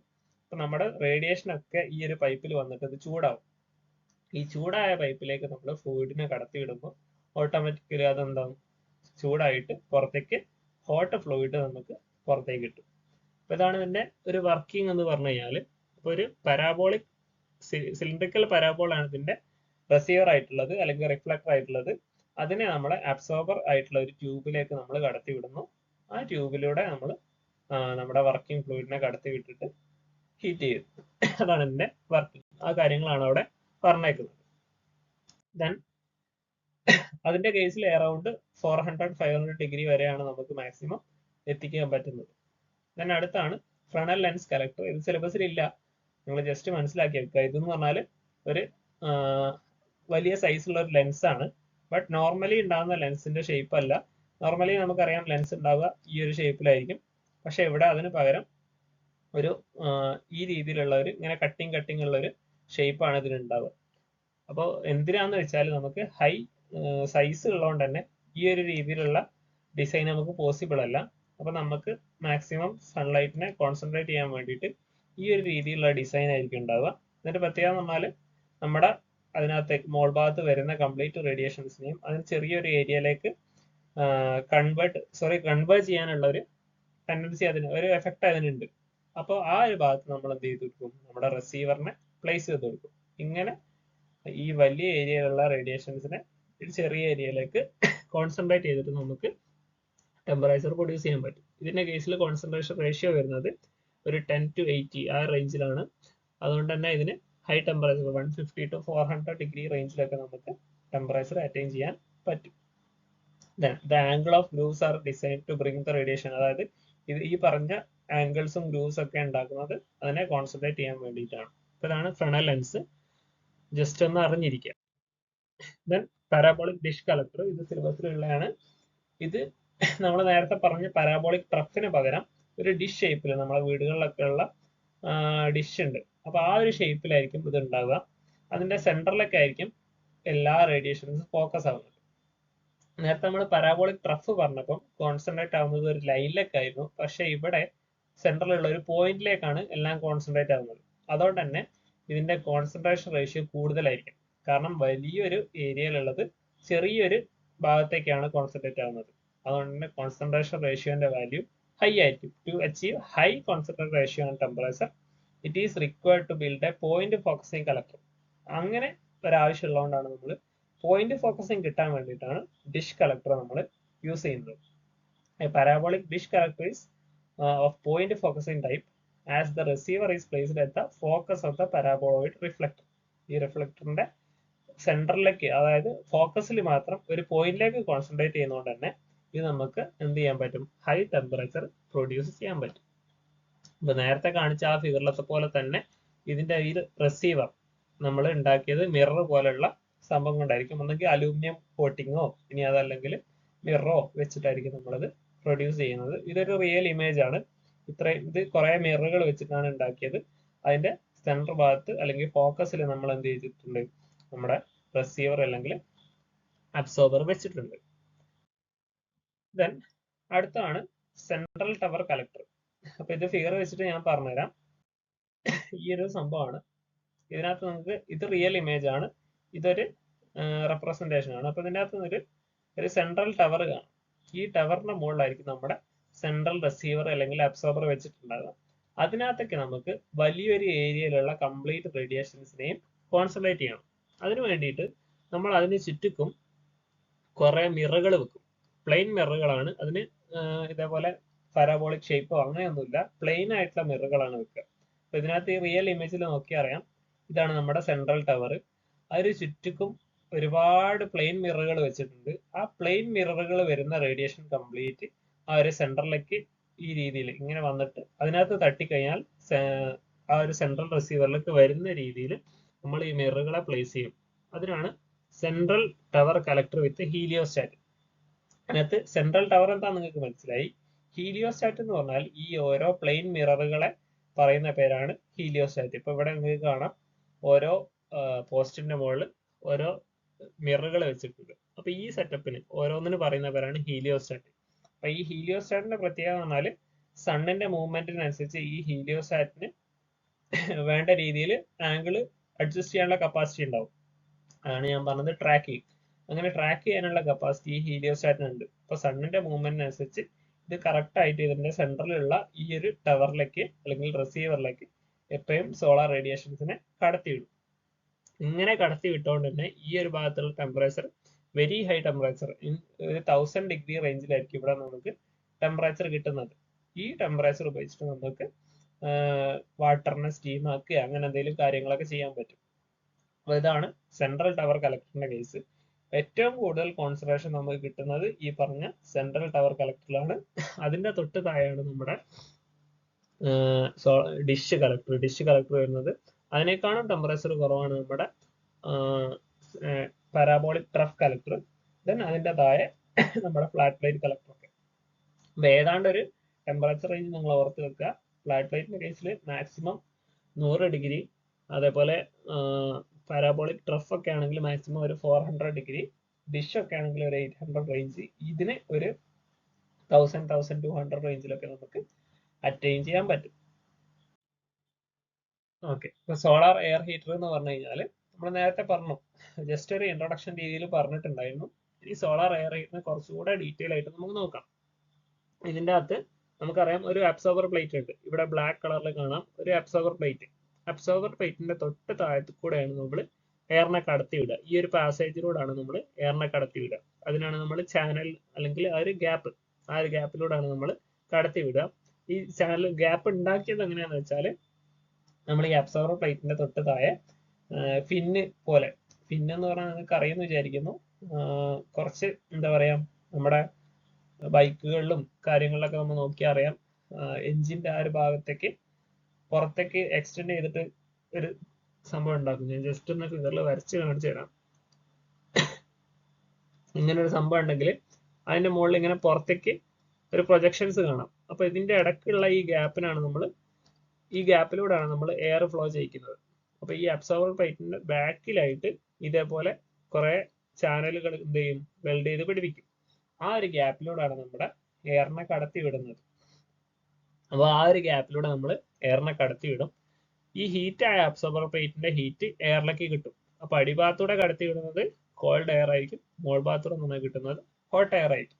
പിന്നെ ഇതിന്റെ അടിഭാഗത്ത് നമ്മൾ എന്ത് ചെയ്യും, ഇൻസുലേഷൻ കീപ്പ് ചെയ്യും. എന്തിനാന്ന് വെച്ചാൽ ഹീറ്റ് നഷ്ടപ്പെടാതിരിക്കാൻ. അതിന്റെ മോൾ ഭാഗത്ത് അതേപോലെ നമ്മൾ എന്ത് ചെയ്യും, ഗ്ലാസ് വെക്കും. അതിന്റെ വേറൊരു ഫിഗർ ആണ് ഇവിടെ കൊടുത്തത്. മുകളിൽ ഗ്ലാസ് ഉണ്ട് അല്ലെങ്കിൽ ട്രാൻസ്പെറന്റ് കവർ ഉണ്ട്. ദെൻ ഒരു അബ്സോർബർ പ്ലേറ്റ് ഉണ്ട്. അബ്സോർബർ പ്ലേറ്റിന്റെ താഴത്ത് കൂടെ നമ്മൾ എയറിനെ കടത്തി വിടും. അടിഭാഗത്ത് ഇൻസുലേഷൻ ഉണ്ട്, ബാക്കിൽ ഇൻസുലേഷൻ ഉണ്ട്. ഇതാണ് നോർമലി ഒരു സോളാർ എയർ ഹീറ്ററിന്റെ സ്ട്രക്ചർ. ആ പറഞ്ഞ കാര്യങ്ങളൊക്കെ തന്നെയാണ് ഇവിടെ പറയുന്നത്. അബ്സോർബർ പ്ലേറ്റ് ഉണ്ടാവും, അതിന്റെ മുകളിൽ ട്രാൻസ്പെറന്റ് കവർ ഉണ്ടാവും, അതിന്റെ അടിഭാഗത്തൂടെ എയറിനെ ഫ്ലോ ചെയ്യാൻ വേണ്ടി ഒരു പാസേജ് ഉണ്ടാവും, അതിന്റെ അടിഭാഗത്തായിട്ട് ഇൻസുലേഷൻ ഉണ്ടാവും, അതുപോലെ സൈഡിലൊക്കെ ഇൻസുലേഷൻസ് ഉണ്ടാവും. Then air passage are only A parallel plate duct. ഇതിന്റെ കേസിൽ എയർ പാസ് ചെയ്യുന്നത് നേരത്തെ ലിക്വിഡിന്റെ കേസിൽ പറഞ്ഞ പോലെ പൈപ്പ് ഒന്നുമില്ല, പകരം എന്താണ്, ഒരു ഡക്റ്റ് മാത്രമായിരിക്കും ഉണ്ടാവുക, അല്ലെങ്കിൽ ഒരു പാസേജ് മാത്രമായിരിക്കും ഉണ്ടാവുന്നത്. Then air to be heated flow between the cover and absorber plate. Absorber പ്ലേറ്റിന്റെയും കവറിന്റെയും ഇടക്ക് ആയിരിക്കും നമ്മുടെ എയർ ഹീറ്റ് ചെയ്യുക. ഇനി അതല്ലെങ്കിൽ അബ്സോർബറിന്റെ താഴത്ത് കൂടെ. രണ്ട് കേസും ഉണ്ട്. ഞാൻ അടുത്തൊരു ഫിഗർ വരുമ്പോൾ അത് പറഞ്ഞുതരാം. ഇങ്ങനെയാണ് ഇതിനകത്ത് കൂടെ എയർ ഫ്ലോ ചെയ്യുന്നത്. Then cover is either made of glass. ഈ ഇതിന്റെ മുകളിൽ ഉണ്ടാകുന്ന ഗ്ലാസ് കൊണ്ടായിരിക്കും കവർ ഉണ്ടാക്കിയിട്ടുണ്ടാവുക. അതിന്റെ സൈസ് ഇതൊന്നും അത്ര ഇമ്പോർട്ടന്റ് അല്ല. പിന്നെ അടിഭാഗത്ത് ഇൻസുലേഷൻ ആയിട്ട് ഗ്ലാസ് വൂളോ ഇനി അത് അങ്ങനെ എന്തെങ്കിലും സംഭവമാണ്. അതിന്റെ അറൗണ്ട് 5 to 8 സെന്റിമീറ്റർ ഒക്കെയാണ് അതിന്റെ തിക്നെസ് വരുന്നത്. ദെൻ ഈ കംപ്ലീറ്റ് സംഭവം നമ്മൾ നേരത്തെ പറഞ്ഞ പോലെ ഫ്ലാറ്റ് പ്ലേറ്റ് ലിക്വിഡ് കലക്ടറിന്റെ കേസിൽ പറഞ്ഞ പോലെ തന്നെ കംപ്ലീറ്റ് സംഭവം നമ്മളൊരു മെറ്റാലിക് ബോക്സിലായിരിക്കും വെച്ചിട്ടുണ്ടാവുക. ദെൻ ഈ സോളാർ എയർ ഹീറ്ററിന്റെ കേസിൽ നമ്മൾ ഈ അബ്സോർബർ പ്ലേറ്റ് ഉണ്ടെന്ന് പറഞ്ഞിട്ടുണ്ടായിരുന്നു. ആ അബ്സോർബർ പ്ലേറ്റിന്റെ കേസിൽ അതിന്റെ ഏരിയ എന്ന് പറയുന്നത് വളരെ കുറവാണ്. അതായത് നമ്മുടെ കലക്ടറിന്റെ മൊത്തം ഏരിയ തന്നെയാണ് അബ്സോർബർ പ്ലേറ്റിന്റെയും ഏരിയ ഉണ്ടാവുക. ഇതിന്റെ പെർഫോമൻസ് കൂട്ടാൻ വേണ്ടിയിട്ട് ഈ അബ്സോർബർ പ്ലേറ്റിനെ നമ്മളിങ്ങനെ മടക്കി വെക്കും. അതായത് വി ഷേപ്പിലുള്ള ഒരു ഗ്രൂവ് ഉണ്ടാക്കുക അതിന്റെ മുകളിൽ. അബ്സോർബർ പ്ലേറ്റ് ഇങ്ങനെ മടക്കിയിട്ട് അപ്പൊ നമ്മുടെ അബ്സോർബർ പ്ലേറ്റിന്റെ ഏരിയ എന്താവും, ഓട്ടോമാറ്റിക്കലി ഇൻക്രീസ് ചെയ്യാൻ പറ്റും. നോർമലി ഉണ്ടാവുന്ന ആ ഒരു അബ്സോർബർ പ്ലേറ്റ് എന്ന് പറഞ്ഞാൽ പ്ലെയിൻ ആയിട്ടാണ് ഉണ്ടാവുക. അതിന് പകരം നമ്മൾ ഈ രീതിയിൽ ഇങ്ങനെ ഗ്രൂവ്സ് ഉണ്ടാക്കും. ആ ഒരു സമയത്ത് ഇതിന്റെ ടോട്ടൽ ഏരിയ ഇൻക്രീസ് ചെയ്യും. അങ്ങനെ ഇൻക്രീസ് ചെയ്തിട്ട് നമുക്ക് എന്ത് ചെയ്യാൻ പറ്റും, ഇതിന്റെ ഹീറ്റ് അബ്സോർബിംഗ് കപ്പാസിറ്റി കൂട്ടാൻ പറ്റും. The value of heat transfer coefficient between the absorber plate and air is low. Normally അത് കുറവായിരിക്കും. ഹീറ്റ് ട്രാൻസ്ഫർ കോഷ്യന്റ് എന്ന് പറഞ്ഞാൽ എത്രത്തോളം ഹീറ്റിനെ നമ്മുടെ അബ്സോർബർ പ്ലേറ്റിലേക്ക് എത്തിക്കാൻ പറ്റും, എത്രത്തോളം ഹീറ്റിനെ അബ്സോർബർ പ്ലേറ്റിന് എയറിലേക്ക് എത്തിക്കാൻ പറ്റും. അതാണ് ഹീറ്റ് ട്രാൻസ്ഫർ കോഷ്യന്റ്. അപ്പൊ അതിനെ കൂട്ടാൻ വേണ്ടിയിട്ട് നമുക്ക് കുറച്ച് മെത്തേഡ്സ് ഉണ്ട്. അതിൽ ഒന്നാണ് നമ്മൾ ഈ പറഞ്ഞ വി ഷേപ്പിലുള്ള അബ്സോർബർ പ്ലേറ്റ്. ദെൻ അതേപോലെ വീണ്ടും മെത്തേഡ്സ് ഉണ്ട്. അടുത്താണ് ടു പാസ് എന്ന് പറഞ്ഞാൽ ടു പാസ് എയർ ഹീറ്റർ എന്ന് പറഞ്ഞാൽ ഞാൻ നേരത്തെ പറഞ്ഞിട്ടുണ്ടായിരുന്നു, അബ്സോർബർ പ്ലേറ്റിന്റെ അടിഭാഗത്ത് കൂടെയാണ് എയർ ഫ്ലോ ചെയ്യുക. ഇനി അതല്ലെങ്കിൽ മോൾ ഭാഗത്തൂടെയും ഫ്ലോ ചെയ്യാം. ഞാൻ നേരത്തെ ആദ്യമേ കാണിച്ച ഫിഗറിന്റെ അകത്ത് അബ്സോർബർ പ്ലേറ്റിന്റെ അടിഭാഗത്തൂടെ ആയിരുന്നു എന്ത് ചെയ്തത്, എയർ ഫ്ലോ ചെയ്തത്. ഇവിടെ നമ്മൾ ചെയ്യുന്നതെന്ന് വെച്ചാൽ അടിഭാഗത്തൂടെ ഫ്ലോ ചെയ്ത എയറിനെ ഇങ്ങനെ വളച്ചു കൊണ്ടുവന്നിട്ട് മോൾ ഭാഗത്ത് കൂടെ പുറത്തേക്ക് എടുക്കും. അപ്പൊ ഇതിന്റെ പേരിൽ തന്നെ ഉണ്ട് രണ്ട് പാസ്. അബ്സോർബർ പ്ലേറ്റിന്റെ അടിഭാഗത്തൂടെ ഫ്ലോ ചെയ്തിട്ട് മോൾ ഭാഗത്തൂടെയും ഫ്ലോ ചെയ്യാം. രണ്ട് പാസ് നമുക്ക് കടത്തി വിട്ട് കഴിഞ്ഞാൽ ഓട്ടോമാറ്റിക്കലി അതിന്റെ തെർമൽ എനർജി എക്സ്ട്രാക്ഷന്റെ കപ്പാസിറ്റി എന്താവും, കൂടും. അപ്പൊ അതാണ് രണ്ടാമത്തെ method, two pass solar air heater. Single pass ഉണ്ട്, 2 പാസ് ഉണ്ട്. 2 പാസ് വെക്കുന്ന കാരണം നമുക്ക് എന്ത് ചെയ്യും, തെർമൽ എനർജി എക്സ്ട്രാക്ട് ചെയ്യുന്ന കപ്പാസിറ്റി കൂടും. then അടുത്താണ് matrix air heater. Matrix air heater എന്ന് പറഞ്ഞാൽ എത്രേ ഉള്ളൂ, ഈ ഒരു ഭാഗം നിങ്ങൾ നോക്കിക്കഴിഞ്ഞാൽ ഇതാണ് നമ്മുടെ മെട്രിക്സ്. ഈ മെട്രിക്സ് എന്ന് പറഞ്ഞാൽ നമ്മളൊരു സ്പോഞ്ച് ഒക്കെ പോലുള്ള ഒരു സംഭവമാണ്. പക്ഷെ അത് ഉണ്ടാക്കിയേക്കുന്നത് മെറ്റൽ ഉപയോഗിച്ചിട്ടാണ്. അപ്പൊ ഈ ഒരു മെറ്റൽ പോലുള്ള ഒരു സാധനം നമ്മൾ അബ്സോർബർ ആയിട്ട് യൂസ് ചെയ്യും. മെറ്റാലിക് സ്പോഞ്ച് രീതിയിലുള്ള ആ ഒരു സാധനത്തിന് നമ്മൾ അബ്സോർബർ ആയിട്ട് യൂസ് ചെയ്യും. എന്നിട്ട് ഒരു സൈഡിലൂടെ എയറിനെ കടത്തി വിട്ടിട്ട് മറ്റേ സൈഡിലൂടെ എയറിനെ പുറത്തേക്ക് എടുക്കും. അപ്പൊ ഇതൊരു സ്പോഞ്ചി സ്ട്രക്ചർ ആയതുകൊണ്ട് തന്നെ അതിന് കോണ്ടാക്ട് ഏരിയ, നമ്മുടെ എയറുമായിട്ടുള്ള കോണ്ടാക്ട് ഏരിയ കൂടുതലായിരിക്കും. അപ്പൊ ഇത്രയും ഭാഗത്ത് നോർമലി ഒരു പ്ലേറ്റ് മാത്രം ഉണ്ടായതിന് പകരം ഇതേപോലെ ഒരു മെട്രിക്സ് രീതിയിലായതുകൊണ്ട് ഇതിന്റെ അകത്ത് കൂടെ എയർ കടന്നു പോകുമ്പോൾ കുറച്ച് അധികം ടൈമും കിട്ടും, അതേപോലെ കുറച്ച് സർഫസ് ഏരിയ അല്ലെങ്കിൽ കോണ്ടാക്ട് ഏരിയയും കുറച്ച് കൂടുതൽ കിട്ടും. അതുകൊണ്ട് തന്നെ നമുക്ക് ഈ ഒരു ഹീറ്റ് ട്രാൻസ്ഫറിങ് കപ്പാസിറ്റി അല്ലെങ്കിൽ ഹീറ്റ് ട്രാൻസ്ഫർ കോഎഫിഷ്യന്റ് നമുക്ക് ഇൻക്രീസ് ചെയ്യാൻ പറ്റും. അതാണ് മൂന്നാമത്തെ മെത്തേഡ്. അപ്പൊ മെയിൻലി നമ്മൾ 3 മെത്തേഡ്സ് പറഞ്ഞു. ഫസ്റ്റത്തത് വി ഷേപ്പിലുള്ള അബ്സോർബർ ആക്കും, രണ്ടാമത്തത് 2 പാസ് ആക്കും, മൂന്നാമത്തത് മെട്രിക്സ് എയർ ഹീറ്റർ. ഇങ്ങനെ 3 രീതിയിൽ നമുക്ക് ചെയ്യാൻ പറ്റും. Then solar air heater have major application like drying agriculture product, seasoning of timber, space heating. ഈ സോളാർ എയർ ഹീറ്ററിന്റെ മെയിൻ ആപ്ലിക്കേഷനിൽ വരുന്നതാണ് നമ്മുടെ അഗ്രികൾച്ചർ പ്രൊഡക്റ്റ് നമുക്ക് ഉണക്കാൻ വേണ്ടി, അതായത് നമ്മുടെ എന്താ പറയുക ജാതിപത്രി അതേപോലത്തെ സംഭവങ്ങളൊക്കെ നമുക്ക് ഉണക്കാൻ വേണ്ടിയിട്ട് ഈ എയർ ഹീറ്റർ യൂസ് ചെയ്യാൻ പറ്റും. അതേപോലെ സീസണിങ് ഓഫ് ടിമ്പർ, മരത്തിന്റെ സീസണിങ്ങിന് വേണ്ടി യൂസ് ചെയ്യാം. അതേപോലെ സ്പേസ് ഹീറ്റിംഗ്, ഈ കോൾഡ് കൺട്രീസിലൊക്കെ ആണെങ്കിൽ അല്ലെങ്കിൽ തണുപ്പുള്ള സമയത്തൊക്കെ ആണെങ്കിൽ നമുക്ക് സോളാർ എനർജി ഉപയോഗിച്ചിട്ട് സ്പേസ് ഹീറ്റ് ചെയ്യാൻ വേണ്ടി നമുക്ക് എയർ ഹീറ്റേഴ്സിനെ യൂസ് ചെയ്യാൻ പറ്റും. എത്രയാണ് എയർ ഹീറ്ററിനെ പറ്റിയിട്ടും liquid heat, liquid flat plate കളക്ടേഴ്സിനെ പറ്റിയും കോൺസെൻട്രേറ്റിംഗ് കളക്ടേഴ്സിനെ പറ്റിയിട്ടൊക്കെ പറയാനുള്ളത്. ഇതോടെ നമ്മുടെ ആ ഒരു മൊഡ്യൂളിന്റെ ഫസ്റ്റ് ഒരു ഭാഗം തീരും. Okay, solar thermal electric power generation. ഞാൻ പറഞ്ഞ പോലെ തന്നെ തെർമൽ എനർജി ഉപയോഗിച്ചിട്ട് നമുക്ക് അങ്ങനെ ഇലക്ട്രിക്കൽ എനർജി ഉണ്ടാക്കാം. ആ ഒരു സംഭവമാണ് ഇതിനകത്ത് നോക്കുന്നത്. അപ്പൊ മെയിൻലി ഇതിനകത്ത് നമ്മൾ യൂസ് ചെയ്യുന്നത് പറഞ്ഞാല് നമ്മൾ നേരത്തെ പറഞ്ഞ thermal collectors, thermal energy collect ചെയ്യാൻ നമ്മൾ ഫ്ലാറ്റ് പ്ലേറ്റ് കളക്ടർ യൂസ് ചെയ്തിട്ടുണ്ടായിരുന്നു, അതേപോലെ കോൺസെൻട്രേറ്റിംഗ് കളക്ടേഴ്സ് യൂസ് ചെയ്തിട്ടുണ്ടായിരുന്നു. ഈ ഒരു സംഭവങ്ങളൊക്കെ യൂസ് ചെയ്തിട്ട് തെർമൽ എനർജിനെ നമ്മൾ എക്സ്ട്രാക്ട് ചെയ്യും. അതായത് ഹൈ ടെമ്പറേച്ചർ നമ്മൾ ഉണ്ടാക്കും. ഈ ഹൈ ടെമ്പറേച്ചറിൽ നമ്മൾ എന്തെങ്കിലും ലിക്വിഡ്, വാട്ടർ പോലുള്ള എന്തെങ്കിലും ലിക്വിഡ് എടുത്ത് അതിനെ ഹീറ്റ് ചെയ്യും. അങ്ങനെ ഹീറ്റ് ചെയ്യുന്ന സമയത്ത് ഇത് സ്റ്റീമായിട്ട് മാറും അല്ലെങ്കിൽ വേപ്പറായിട്ട് മാറും. ഈ സ്റ്റീമിനെ കൊണ്ടുപോയിട്ട് നമ്മളൊരു ടർബൈൻ, അപ്പൊ സ്റ്റീം ടർബൈൻ ഒക്കെ നിങ്ങൾ കേട്ടിട്ടുണ്ടാവും, അതേപോലെ ടർബൈനിൽ നമ്മൾ സപ്ലൈ ചെയ്ത് കഴിഞ്ഞാൽ ആ ടർബൈൻ വർക്ക് ചെയ്തിട്ട് മെക്കാനിക്കൽ എനർജി പ്രൊഡ്യൂസ് ചെയ്യും, അഥവാ റൊട്ടേഷൻ ഉണ്ടാവും. ഈ റൊട്ടേഷനെ നമ്മൾ എന്ത് ചെയ്യും, ജനറേറ്ററിൽ കൊടുത്തു കഴിഞ്ഞാൽ നമുക്ക് ഇലക്ട്രിക്കൽ എനർജി ഉണ്ടാക്കാൻ പറ്റും. ഇതാണ് ഇതിനകത്ത് നടക്കുന്ന കാര്യം. അപ്പൊ ഇതിനകത്ത് solar thermal power generation system collect and concentrate sunlight. ഈ ഒരു സംഭവം സോളാർ എനർജീനെ കളക്ട് ചെയ്തിട്ട് കോൺസെൻട്രേറ്റ് ചെയ്യുന്നു to produce high temperature. High temperature produce ചെയ്യാൻ വേണ്ടി നമ്മൾ ഈ ഒരു കളക്ടേഴ്സ് യൂസ് ചെയ്യുന്നു. And to generate electrical energy, electrical energy അത് വെച്ചിട്ട് നമ്മൾ ഉണ്ടാക്കുന്നു.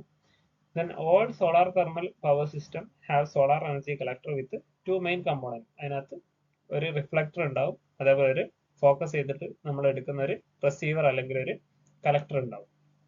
ഒരു റിഫ്ലക്ടർ ഉണ്ടാവും, റിസീവർ ഉണ്ടാവും. Then most types of system, a heat transfer fluid is heated and circulated in the receiver used to produce steam. അതായത് നമ്മുടെ കളക്ടറിൽ നിന്നും ഹീറ്റിനെ സ്റ്റീം പ്രൊഡ്യൂസ് ചെയ്യാൻ വേണ്ടി നമുക്ക് ഒരു ഹീറ്റ് ട്രാൻസ്ഫർ ഫ്ലൂയിഡ് നമുക്ക് യൂസ് ചെയ്യാൻ പറ്റും. അപ്പൊ അതൊക്കെ ഫിഗർ വെച്ചിട്ട് ഞാൻ പറഞ്ഞുതരാം. Steam is converted to mechanical energy in a turbine. ഒരു സ്റ്റീം ടർബൈൻ്റെ അകത്ത് നമ്മൾ ഈ സ്റ്റീം ഉപയോഗിച്ചിട്ട് എന്ത് ചെയ്യും, ഈ മെക്കാനിക്കൽ എനർജി പ്രൊഡ്യൂസ് ചെയ്യും. ഈ മെക്കാനിക്കൽ എനർജിനെ നമ്മളൊരു ജനറേറ്ററിൽ കൊടുത്തു കഴിഞ്ഞാൽ നമുക്ക് ഇലക്ട്രിക്കൽ എനർജി പ്രൊഡ്യൂസ് ചെയ്യാൻ പറ്റും. അതാണ് ഇതിന്റെ വർക്കിംഗ്. ഫിഗർ വെച്ചിട്ട് ഞാൻ കാണിച്ചു തരാം. Then solar thermal power system have tracking system to keep sunlight focused into the receiver. ഞാൻ പറഞ്ഞിട്ടുണ്ടായിരുന്നു കോൺസെൻട്രേറ്റിംഗ് കളക്ടേഴ്സിൽ നമ്മൾ ഈ പറഞ്ഞ കളക്ടർ എപ്പോഴും സൺലൈറ്റിനനുസരിച്ച് എന്ത് ചെയ്യണം, ട്രാക്ക് ചെയ്യണം. അപ്പോൾ അത് നമ്മൾ ഇതിനകത്ത് ട്രാക്കിംഗ് ചെയ്യാൻ പറ്റുന്ന ഒരു സംവിധാനം നമ്മൾ ഇതിനകത്ത് വെക്കും. Then solar thermal power plants usually have large field or array of collector. അപ്പോൾ ഇതിന്റെ ഹൈ ടെമ്പറേച്ചർ ഉണ്ടാക്കാൻ വേണ്ടിയിട്ട് തന്നെ നമുക്ക് വലിയ ഏരിയയിൽ ഈ കളക്ടർ നമ്മൾ വെച്ചിട്ടുണ്ടാവും. That supply heat to the turbine and generator. ഈ ടർബൈനിലേക്ക് ജനറേറ്ററിലൊക്കെ നമുക്ക് ഹീറ്റിനെ കൊടുക്കാൻ വേണ്ടിയിട്ട്, അല്ലെങ്കിൽ ടർബൈനിൽ വേണ്ട സ്റ്റീമിനെ പ്രൊഡ്യൂസ് ചെയ്യാൻ വേണ്ടി നമുക്ക് ഈ ഒരു ലാർജ് ഏരിയയിലുള്ള കളക്ടേഴ്സ് ആണ് യൂസ് ചെയ്യുന്നത്. Then solar thermal power system may also have thermal energy storage. Thermal energy store ചെയ്യാനുള്ള ഒരു സെറ്റപ്പും ഉണ്ടാവും. എന്തിനാന്ന് വെച്ചാൽ നമുക്ക് സൺലൈറ്റ് അവൈലബിൾ അല്ലാത്ത സമയത്ത് നമുക്ക് എന്ത് ചെയ്യണം, ഈ ഇലക്ട്രിക്കൽ എനർജി പ്രൊഡ്യൂസ് ചെയ്യണം. അതിന് വേണ്ടിയിട്ട് നമ്മൾ തെർമൽ എനർജി സ്റ്റോർ ചെയ്യാനുള്ള ഒരു സംവിധാനവും ചിലപ്പോൾ ചില കേസിൽ നമുക്ക് യൂസ് ചെയ്യാൻ പറ്റും. അപ്പോൾ ഇതിന്റെ ഒരു ഫിഗർ എന്ന് പറഞ്ഞാൽ ഇതാണ്. ഇതിൻ്റെ അകത്ത് നിങ്ങൾക്ക് ഇവിടെ കാണാം സോളാർ കലക്ടർ എന്ന് കാണാം. ഈ കലക്ടറിലാണ് നമ്മൾ എന്ത് ചെയ്യുന്നത്, തെർമൽ എനർജി എക്സ്ട്രാക്ട് ചെയ്യുന്നത്. അപ്പം ഈ കലക്ടർ ഏതും ആവാം. ഇപ്പൊ നമ്മൾ പല രീതിയിലുള്ള കളക്ടർ പറഞ്ഞു, അതായത് ഫ്ലാറ്റ് പ്ലേറ്റ് കളക്ടർ പറഞ്ഞു, അതേപോലെ കോൺസെൻട്രേറ്റിംഗ് കളക്ടർ പറഞ്ഞു. അപ്പൊ ഇതിൽ തന്നെ ലോ ടെമ്പറേച്ചർ ആണ് flat plate collector. Medium temperature ആയിട്ട് നമ്മൾ പറഞ്ഞത് പാരാബോളിക് ട്രഫ് കളക്ടർ അല്ലെങ്കിൽ സിലിണ്ടറിക്കൽ പാരാബോളിക് കളക്ടർ ഒക്കെ മീഡിയം ടെമ്പറേച്ചർ ആണ്. അതുപോലെ ഹൈ ടെമ്പറേച്ചറിൽ വരുന്നതാണ് ഡിഷ് കളക്ടറും അതേപോലെ സെൻട്രൽ ടവർ കളക്ടറും ഒക്കെ. അങ്ങനെ ഏത് കളക്ടറാണോ നമ്മൾ ഇവിടെ യൂസ് ചെയ്യുന്നത് അതിനനുസരിച്ച് ഇവിടുത്തെ ടെമ്പറേച്ചറും വ്യത്യാസം വരും. അപ്പം ലോ ടെമ്പറേച്ചറിന്റെ കേസിലാണ് നമ്മൾ യൂസ് ചെയ്യുന്നത് ഫ്ലാറ്റ് പ്ലേറ്റ് കളക്ടർ ആയിരിക്കും. മീഡിയം ടെമ്പറേച്ചർ ആണെങ്കിൽ പാരാബോളിക് ട്രഫ് കളക്ടർ അങ്ങനത്തെ സംഭവമാണ് യൂസ് ചെയ്യുന്നത്. ഹൈ ടെമ്പറേച്ചർ എന്ന് പറയുമ്പോൾ നമ്മുടെ സെൻട്രൽ ടവർ കളക്ടർ ഒക്കെയാണ് യൂസ് ചെയ്യുന്നത്. ഇവിടെ നോക്കിയാൽ അറിയാം solar thermal power plants can be classified as low, medium and high temperature. അത് നമ്മൾ ഇവിടെ യൂസ് ചെയ്യുന്ന കളക്ടറിനെ വെച്ചിട്ട് ഇത് 3 രീതിയിൽ ക്ലാസിഫൈ ചെയ്യുന്നുണ്ട്. ലോ ടെമ്പറേച്ചർ എന്ന് പറഞ്ഞാൽ അറൌണ്ട് 100 ഡിഗ്രി റേഞ്ചിലാണ് വരുന്നത്. മീഡിയം ടെമ്പറേച്ചർ എന്നാൽ 400 ഡിഗ്രി വരെ, അതായത് പാരാബോളിക് ട്രഫ് കളക്ടർ ഒക്കെ വരുന്നത് ഈ റേഞ്ചിലാണ്. ഹൈ ടെമ്പറേച്ചർ എന്നാൽ എബോവ് 500 ഡിഗ്രി. നമ്മുടെ ഡിഷ് കളക്ടറും അതേപോലെ സെൻട്രൽ ടവർ കളക്ടർ ഒക്കെ യൂസ് ചെയ്യുന്നത് ഹൈ ടെമ്പറേച്ചർ സിസ്റ്റം ആണ്. അപ്പൊ ഇതിന്റെ വർക്കിംഗ് എന്ന് പറഞ്ഞാൽ അത് വർക്ക് ചെയ്യുന്നത് റാങ്കിൻ സൈക്കിൾ എന്ന് പറഞ്ഞ സൈക്കിളാണ്. ഈ സൈക്കിൾ നിങ്ങൾക്ക് അത്ര ഇമ്പോർട്ടന്റ് ഒന്നുമല്ല, എന്നിരുന്നാലും ഞാൻ ജസ്റ്റ് ഒന്ന് പറയാം. നമുക്ക് ഈ കളക്ടറിന്റെ അകത്ത് വരുന്നത് കോൾഡ് ആയിട്ടുള്ള ഫ്ലൂയിഡ് ആയിരിക്കും. ഈ അടിഭാഗത്തൂടെ കയറുന്നത് കോൾഡ് ആയിട്ടുള്ള ഫ്ലൂയിഡ് ആയിരിക്കും. കോൾഡ് ഫ്ലൂയിഡ് ഈ അടിഭാഗത്തൂടെ കയറിയിട്ട് കളക്ടറിന്റെ അബ്സോർബറിന്റെ അകത്ത് നിന്ന് ഹീറ്റിനെ അബ്സോർബ് ചെയ്തിട്ട് അത് ഹോട്ട് ആയിട്ടുള്ള ഫ്ലൂയിഡ് ആയിട്ട് മാറും. ഈ ഹോട്ട് ആയിട്ടുള്ള ഫ്ലൂയിഡ് വന്നിട്ട് ഒരു തെർമൽ സ്റ്റോറേജ് ഇവിടെ ഉണ്ട്. അത് ചില കേസിൽ ഉണ്ടാവില്ല. ഈ ഹോട്ട് ആയിട്ടുള്ള ഫ്ലൂയിഡ് നേരെ വന്നിട്ട് ഒരു ബോയിലറിലേക്ക് കടത്തുകയും, ബോയിലർ എന്ന് പറഞ്ഞാൽ അതിന്റെ പേരിൽ തന്നെ ഉണ്ട്. അത് എന്തെങ്കിലും ഒരു ഫ്ലൂയിഡിനെ അല്ലെങ്കിൽ എന്തെങ്കിലും ഒരു ലിക്വിഡിനെ വാപ്പർ ആക്കി മാറ്റുന്ന സംഭവമാണ്. ലിക്വിഡിനെ വാപ്പർ ആക്കി മാറ്റുന്ന സാധനത്തിനാണ് ബോയിലർ എന്ന് പറയാം. അപ്പൊ ഈ ഹോട്ട് ഫ്ലൂയിഡ് ഉപയോഗിച്ചിട്ട് ഒരു ലിക്വിഡിനെ നമ്മൾ വാപ്പർ ആക്കി മാറ്റും. ഈ വാപ്പറിനെ നമ്മളൊരു ഗ്യാസ് ടർബൈൻ അല്ലെങ്കിൽ ഒരു സ്റ്റീം ടർബൈനിൽ എക്സ്പാൻഡ് ചെയ്യിപ്പിക്കും. പറഞ്ഞാൽ സ്റ്റീം ടർബൈനിലേക്ക് കടത്തി വിടുക, അങ്ങനെ ആലോചിച്ചാൽ മതി നിങ്ങൾ. ആ സമയത്ത് ഈ സ്റ്റീം ടർബൈൻ എന്താവും, വർക്കാവും മീൻസ് റൊട്ടേറ്റ് ചെയ്യും. ഈ റൊട്ടേറ്റ് ചെയ്യുന്ന ഈ സംഭവം നമ്മളൊരു ജനറേറ്ററിൽ കൊടുത്തു കഴിഞ്ഞാൽ നമുക്ക് ഇലക്ട്രിക്കൽ എനർജി പ്രൊഡ്യൂസ് ചെയ്യാൻ പറ്റും. ഇതാണ് ഇതിന്റെ വർക്കിംഗ്. അപ്പോൾ നിങ്ങൾ ബേസിക് ആയിട്ട് ഈ ഒരു ഫിഗർ ഓർത്ത് വെച്ചാൽ മതി. ഈ ബ്ലോക്ക് ഡയഗ്രാം നോക്കിയാൽ മതി. ഇതിനകത്ത് കളക്ടർ കാണിക്കാം. കളക്ടറിന്റെ അകത്തുനിന്ന് തെർമൽ എനർജി സ്റ്റോറേജ് ഞാൻ പറഞ്ഞു. എന്തിനാന്ന് വെച്ചാൽ എല്ലാ സമയത്തും നമുക്ക് എന്ത് കിട്ടില്ല, ഈ ഒരു സൺലൈറ്റ് കിട്ടൂല. സൺലൈറ്റ് കിട്ടാത്ത സമയത്ത് ഈ ബോയിലറിലേക്ക് ഹീറ്റ് കൊടുക്കണം. ആ ബോയിലറിലേക്ക് ഹീറ്റ് കൊടുക്കാൻ വേണ്ടിയിട്ടാണ് തെർമൽ സ്റ്റോറേജ്. അപ്പൊ ഈ ഒരു സംഭവം നൈറ്റ് ടൈമിലാണെങ്കിൽ ഇത് ഉണ്ടാവില്ല. അപ്പം അതിനെ ഹീറ്റ് ചെയ്യാൻ വേണ്ടിയിട്ടാണ് ഈ ഒരു തെർമൽ സ്റ്റോറേജ് അവിടെ കാണിച്ചേക്കുന്നത്. അപ്പൊ ആ ഒരു ടെമ്പറേച്ചർ ഉപയോഗിച്ചിട്ട് അല്ലെങ്കിൽ ഹീറ്റ് എനർജി ഉപയോഗിച്ചിട്ട് ബോയിലറിൽ നമ്മൾ വാട്ടർ ആണെങ്കിൽ വാട്ടറിന് എന്ത് ചെയ്യും, സ്റ്റീം ആക്കിയിട്ട് കൺവേർട്ട് ചെയ്യും. ഈ സ്റ്റീമിനെ നമ്മൾ നേരെ ഒരു ടർബൈനിലേക്ക് കൊടുക്കും. ടർബൈനിലേക്ക് കൊടുത്തു കഴിഞ്ഞാൽ ഇവിടെ ഹീറ്റ് എഞ്ചിൻ എന്ന് കാണിച്ചിട്ടുണ്ട്. ഹീറ്റ് എഞ്ചിൻ എന്ന് പറഞ്ഞാൽ ഇവിടെ ശരിക്കും അത് ഒരു സ്റ്റീം ടർബൈനാണ്. ഈ ഒരു ടർബൈനിലേക്ക് കൊടുത്തിട്ട് ആ ടർബൈനിൽ നിന്ന് കിട്ടുന്ന ഔട്ടിനെ നമ്മളൊരു ജനറേറ്ററിൽ കൊടുക്കും. ജനറേറ്ററിൽ കൊടുത്തു കഴിഞ്ഞാൽ നമുക്ക് എന്ത് കിട്ടും, ഇലക്ട്രിക്കൽ എനർജി ആയിട്ട് നമുക്ക് പുറത്തേക്ക് എനർജി കിട്ടും. ഇതാണ് ഇതിന്റെ ഒരു ഫ്ലോ. ഈ ഒരു റാങ്കിൻ സൈക്കിൾ കാണിച്ചേക്കുന്നത് നമ്മൾ എന്താണ്, നമ്മുടെ കേസിലുള്ള ഈ ഒരു ലിക്വിഡ് സാധനത്തിന് നമ്മൾ പമ്പ് ചെയ്തിട്ട് ഒരു ബോയിലറിലേക്ക് കൊടുക്കും. അപ്പൊ ഇവിടെ പമ്പ് കാണാം. ലിക്വിഡിനെ നമ്മൾ നേരെ പമ്പ് ചെയ്തിട്ട് ഒരു ബോയിലറിൽ കൊടുക്കും. ബോയിലറിൽ നമ്മൾ ഹീറ്റ് കൊടുക്കുന്നു.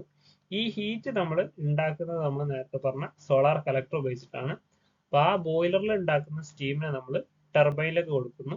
ടർബൈനിൽ നിന്നാണ് മെക്കാനിക്കൽ എനർജി പുറത്തേക്ക് കിട്ടുന്നത്. ആ ഒരു റാങ്കിൻ സൈക്കിൾ ഇത് അത്ര ഇമ്പോർട്ടന്റ് അല്ല. നിങ്ങൾ ഈ ഒരു ഫിഗർ വെച്ചിട്ട് അതിനെ എക്സ്പ്ലെയിൻ ചെയ്യാൻ പഠിക്കാം. ഇത് 3 രീതിയിലും ചോദിക്കാം. ലോ ടെമ്പറേച്ചർ ചോദിക്കാം, മീഡിയം ടെമ്പറേച്ചർ ചോദിക്കാം, അല്ലെങ്കിൽ ഹൈ ടെമ്പറേച്ചർ ചോദിക്കാം. ഏതാണോ ചോദിക്കുന്നത് അതിന് കറസ്പോണ്ടിങ് ആയിട്ട് വേണം നിങ്ങളുടെ സോളാർ കളക്ടറിനെ കാണിക്കാൻ. ഇപ്പൊ ലോ ടെമ്പറേച്ചർ ചോദിക്കുകയാണെങ്കിൽ ഫ്ലാറ്റ് പ്ലേറ്റ് കളക്ടർ വെച്ചിട്ട് പറഞ്ഞാൽ മതി. മീഡിയം ടെമ്പറേച്ചർ ചോദിക്കുകയാണെങ്കിൽ ഈ ഒരു ഭാഗത്ത് സോളാർ കളക്ടർ എന്ന് എഴുതി ഈ ഒരു ഭാഗത്ത് എന്ത് എഴുതാം, പാരാബോളിക് ട്രഫ് കളക്ടർ എന്ന് എഴുതാം. ഹൈ ടെമ്പറേച്ചർ ചോദിക്കുകയാണെങ്കിൽ ഒന്നെങ്കിൽ സെൻട്രൽ ടവർ കളക്ടർ, ഇനി അതല്ലെങ്കിൽ പാരാബോളിക് ഡിഷ് കളക്ടർ, അത് വെച്ചിട്ട് വേണം നിങ്ങൾ ഫിഗർ വരയ്ക്കാൻ. അപ്പൊ ഇത്രയേ ഉള്ളൂ തെർമൽ ഇലക്ട്രിക് പവർ ജനറേഷൻ എന്ന് പറഞ്ഞാൽ. ഓക്കെ ആണ് വിചാരിക്കും. ദെൻ അടുത്തൊരു പാർട്ടാണ് സോളാർ തെർമൽ എനർജി സ്റ്റോറേജ്. അപ്പൊ നേരത്തെ നമ്മൾ പറഞ്ഞതിൻ്റെ അകത്ത് തെർമൽ എനർജി സ്റ്റോർ ചെയ്യുന്നതിന്റെ ആവശ്യം പറഞ്ഞു. അതായത് എല്ലാ സമയത്തും സോളാർ എനർജി കിട്ടൂല. അതുകൊണ്ട് തന്നെ നമുക്ക് ഈ നൈറ്റ് ടൈമിലോ ഇനി അല്ലെങ്കിൽ ക്ലൗഡി ആയ സമയത്തൊക്കെ നമുക്ക് തെർമൽ എനർജി കിട്ടണം എന്നുണ്ടെങ്കിൽ നമ്മൾ അതിനെ സ്റ്റോർ ചെയ്യണം. അപ്പൊ ഇങ്ങനെ സ്റ്റോർ ചെയ്യാൻ നമുക്ക് മെയിൻലി 3 മെത്തേഡ്സ് ആണുള്ളത്. അതിന് ഫസ്റ്റത്തെ ആണ് സെൻസിബിൾ ഹീറ്റ് സ്റ്റോറേജ്, രണ്ടാമത്തത് ലേറ്റന്റ് ഹീറ്റ് സ്റ്റോറേജ് അല്ലെങ്കിൽ ഫേസ് ചേഞ്ച് ഹീറ്റ് സ്റ്റോറേജ്, മൂന്നാമത്താണ് തെർമോ കെമിക്കൽ സ്റ്റോറേജ്. ഇത് ഓരോന്നും എന്താണെന്ന് നോക്കാം. സെൻസിബിൾ ഹീറ്റ് സ്റ്റോറേജ് എന്ന് പറഞ്ഞു കഴിഞ്ഞാൽ ആ ഒരു പേരിൽ തന്നെ ഉണ്ട്. നമുക്ക് ആ ഒരു ടെമ്പറേച്ചർ ചേഞ്ച് നമുക്ക് സെൻസ് ചെയ്യാൻ പറ്റും. സെൻസിബിൾ എന്ന് പറഞ്ഞാൽ ആ ഒരു ടെമ്പറേച്ചർ ചേഞ്ച് നമുക്ക് സെൻസ് ചെയ്യാൻ പറ്റും. ഇപ്പൊ അസ്യൂം നമ്മുടെ കയ്യിൽ ഒരു 20 ഡിഗ്രിയിൽ കുറച്ച് വെള്ളമുണ്ട്. 20 ഡിഗ്രി സെൽഷ്യസിൽ നമുക്ക് വെള്ളമുണ്ട്. അതിന് ഞാൻ ഹീറ്റ് ആക്കിയിട്ട് ഒരു 60 ഡിഗ്രിയിലേക്ക് അത് എത്തിക്കഴിഞ്ഞാൽ അവിടെ ഒരു ടെമ്പറേച്ചറിൽ ഒരു ചേഞ്ച് വന്നു. അത് നമുക്കിപ്പോൾ ഒരു ടെമ്പറേച്ചർ സെൻസർ എന്തെങ്കിലും യൂസ് ചെയ്താൽ ആ ഒരു ടെമ്പറേച്ചർ ചേഞ്ച് നമുക്ക് മനസ്സിലാവും. ഇങ്ങനെ ഒരു സംഭവത്തിന്റെ ടെമ്പറേച്ചർ ചേഞ്ച് ആയിക്കൊണ്ട് അതിനകത്ത് നമ്മൾ ഹീറ്റിനെ സ്റ്റോർ ചെയ്യുന്ന മെത്തേഡാണ് സെൻസിബിൾ ഹീറ്റ് സ്റ്റോറേജ്. ഇത് ചെറിയ ക്ലാസ്സിലൊക്കെ ചിലപ്പോൾ പഠിച്ചിട്ടുണ്ടാവും, സെൻസിബിൾ ഹീറ്റ് സ്റ്റോറേജ് അല്ലെങ്കിൽ സെൻസിബിൾ ഹീറ്റിംഗ് എന്താണെന്നുള്ള കാര്യം. അപ്പൊ ഇത്രയും മനസ്സിലാക്കി വെക്കുക. ടെമ്പറേച്ചർ ചേഞ്ച് വെച്ചിട്ട് ഹീറ്റ് എനർജീനെ സ്റ്റോർ ചെയ്യുന്ന മെത്തേഡാണ് സെൻസിബിൾ ഹീറ്റ് സ്റ്റോറേജ്. അപ്പൊ ഇത് നോക്കാം. Heating a liquid or a solid, ഒന്നെങ്കിൽ ലിക്വിഡ് ആവാം അല്ലെങ്കിൽ സോളിഡ് ആവാം, which does not change phase. ഇവിടെ ശരിക്കും ഒരു ഹീറ്റിംഗ് മാത്രമേ നടക്കുന്നുള്ളൂ, ഫേസ് ചേഞ്ച് നടക്കുന്നില്ല. ഫേസ് ചേഞ്ച് എന്ന് പറഞ്ഞാൽ സോളിഡ് ലിക്വിഡ് ആവുക, ലിക്വിഡ് വേപ്പർ ആവുക, അതിനാണ് ഫേസ് ചേഞ്ച് എന്ന് പറയാം. ഇവിടെ ലിക്വിഡിനെ ഹീറ്റ് ചെയ്തിട്ട് ലിക്വിഡ് തന്നെയാണ് ആവുന്നത്. ലിക്വിഡ് വാട്ടറിന് ഞാൻ ഹീറ്റ് ചെയ്യുന്നു, അത് 60 ഡിഗ്രിയിലുള്ള ലിക്വിഡ് തന്നെയാണ് ആവുന്നത്. ഒന്നെങ്കിൽ അങ്ങനെ, ഇനി അതല്ലെങ്കിൽ ഒരു സോളിഡിനെ ഞാൻ ഹീറ്റ് ചെയ്തിട്ട് ഹൈ ടെമ്പറേച്ചറിലുള്ള മറ്റൊരു സോളിഡ് തന്നെയാണ് ആവുന്നത്. അതൊരിക്കലും ഫേസ് ചേഞ്ച് നടക്കുന്നില്ല. അങ്ങനത്തെ ഹീറ്റിങ്ങിനാണ് നമ്മൾ സെൻസിബിൾ ഹീറ്റിംഗ് എന്ന് പറയാം. Then the quantity of heat stored is proportional to the temperature rise.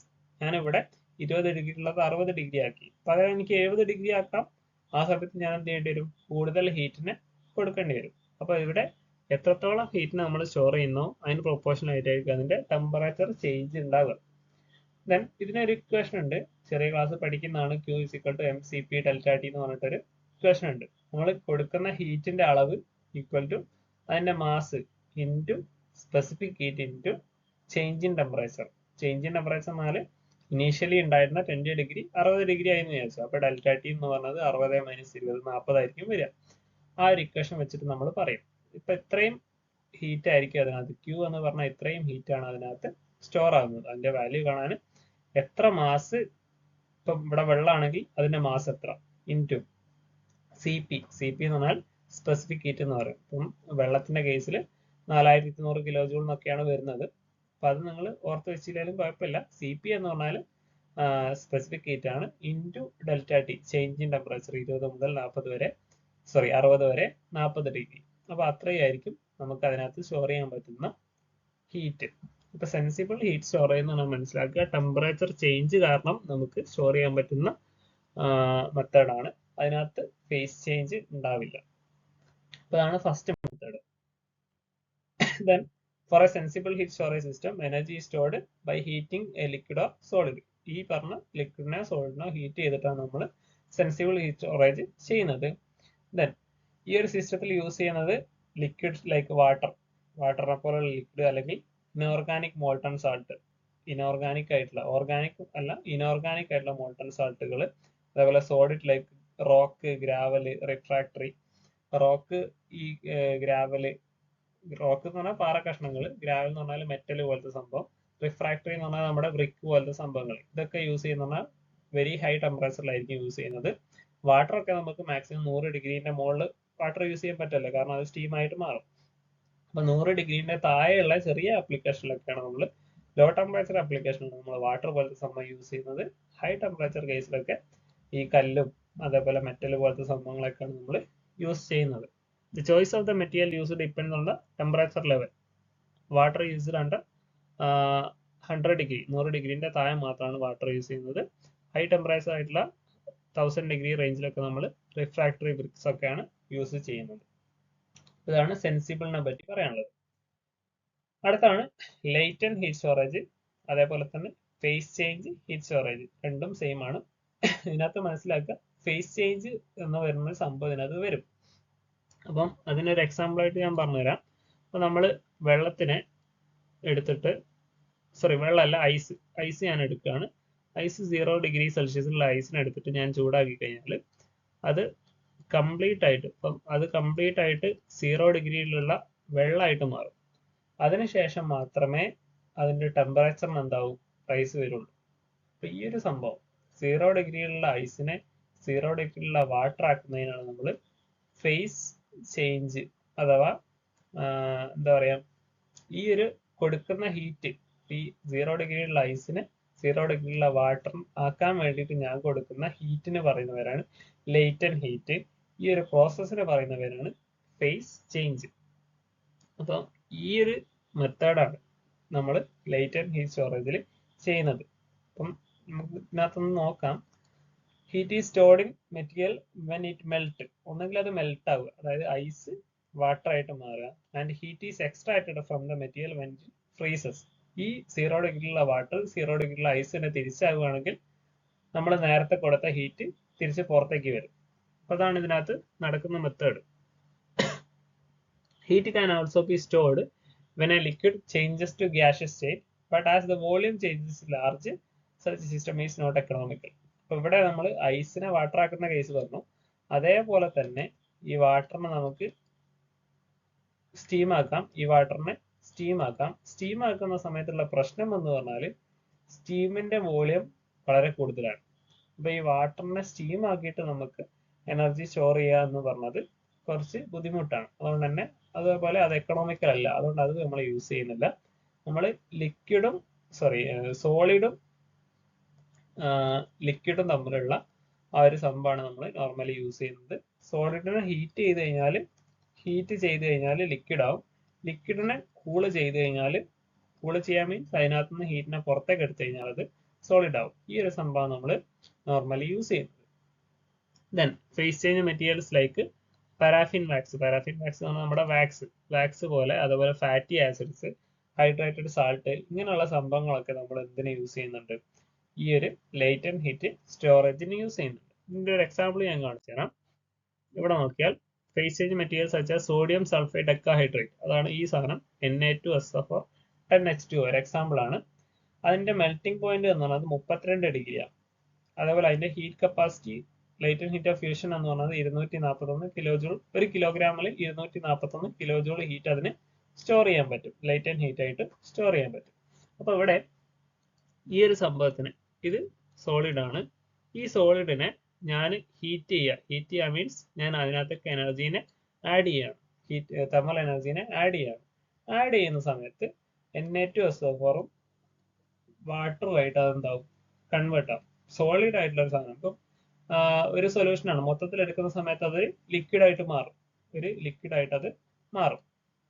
ഇനി എനിക്ക് എപ്പോഴാണോ ഹീറ്റ് എനർജി ആവശ്യമുള്ളത്, ഈ ഒരു ലിക്വിഡിന്റെ അകത്തൂടെ ഞാൻ എയറിനെയോ അല്ലെങ്കിൽ വേറെ എന്തൊരു സംഭവത്തിനെ ഹീറ്റ് എക്സ്ചേഞ്ചറോ എന്തെങ്കിലും വെച്ചിട്ട് കടത്തി വിടുകയാണെങ്കിൽ ഇതിന്റെ അകത്തുള്ള ലിക്വിഡിന്റെ അകത്തുള്ള ഹീറ്റ് അത് വലിച്ചെടുക്കും.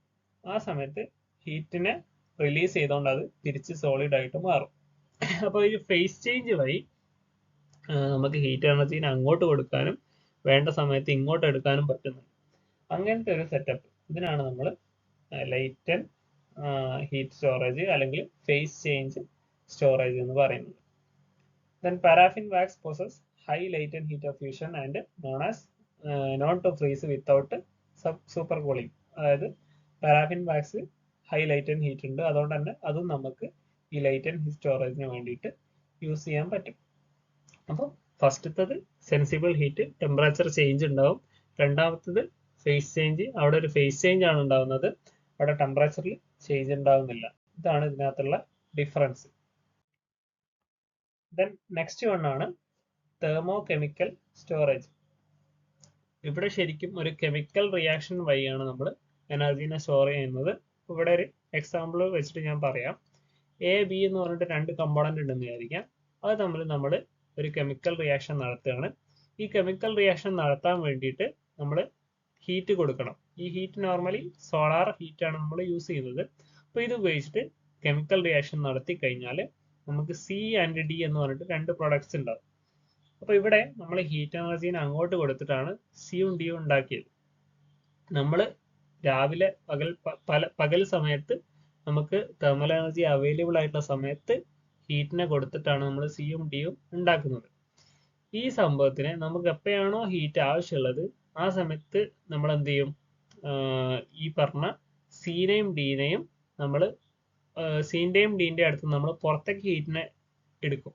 ആ സമയത്ത് ഇത് ഓട്ടോമാറ്റിക് ആയിട്ട് എയും ബി ആയിട്ട് തിരിച്ചു വരും. ഈ രണ്ട് റിയാക്ഷൻസ് നമ്മളൊരു പേര് പറയും. ഇതിനാണ് എൻഡോതെർമിക് റിയാക്ഷൻ എന്ന് പറയാം. എൻഡോതെർമിക് റിയാക്ഷൻ എന്ന് പറയാം. എൻഡോതെർമിക് എന്ന് പറഞ്ഞാൽ അകത്തേക്ക് നമ്മൾ ഹീറ്റ് കൊടുക്കേണ്ട റിയാക്ഷൻ. എയും ബിയും ആയിട്ടുള്ള കമ്പോണന്റിലേക്ക് നമ്മൾ അകത്തേക്ക് ഹീറ്റ് കൊടുക്കുമ്പോൾ അത് സിയും ഡിയും ആവും. അതിനാണ് എൻഡോതെർമിക് റിയാക്ഷൻ എന്ന് പറയാം. നേരെ നമുക്ക് ഹീറ്റ് ആവശ്യമുള്ള സമയത്ത് ഈ സിന്റെയും ഡിന്റെയും അടുത്തുനിന്ന് പുറത്തേക്ക് ഹീറ്റിനെ എടുക്കും. ഹീറ്റ് ലിബറേറ്റർ പുറത്തേക്ക് ഹീറ്റിനെ എടുത്തിട്ട് എയും ബി ആക്കി തിരിച്ചെടുക്കും. ആ ടൈപ്പ് റിയാക്ഷൻ നമ്മൾ പറയും എക്സോ തെർമിക് റിയാക്ഷൻ. ഇങ്ങനെ രണ്ട് റിയാക്ഷൻസ് വെച്ചിട്ട് നമുക്ക് ഹീറ്റ് എനർജിനെ സ്റ്റോർ ചെയ്യാം. ഇതിനാണ് നമ്മൾ തെർമോ കെമിക്കൽ സ്റ്റോറേജ് എന്ന് പറയാം.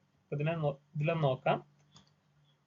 In this solar thermal energy can start an endothermic chemical reaction. Solar energy വെച്ചിട്ട് ഒരു എൻഡോതെർമിക് റിയാക്ഷൻ നമ്മൾ നടത്തും. And new products of the reaction remains intact. പുതിയ പ്രൊഡക്ട്സ് അതിനകത്ത് ഉണ്ടാവും.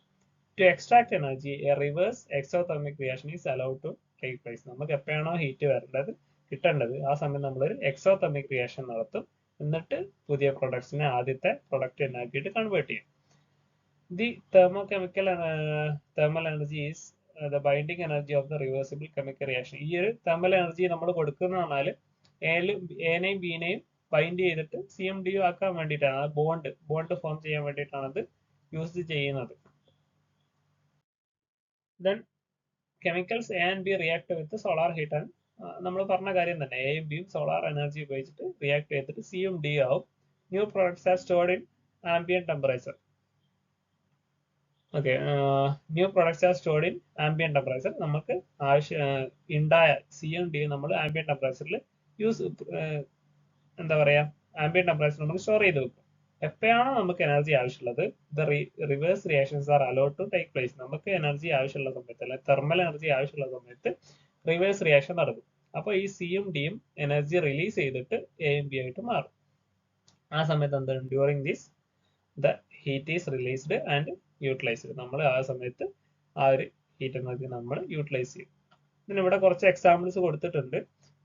CH4ഉം H2ഉം കൂടി ചേർന്നിട്ട് COയും H2 ആയിട്ട് മാറുന്നത്. അതിന്റെ ടെമ്പറേച്ചർ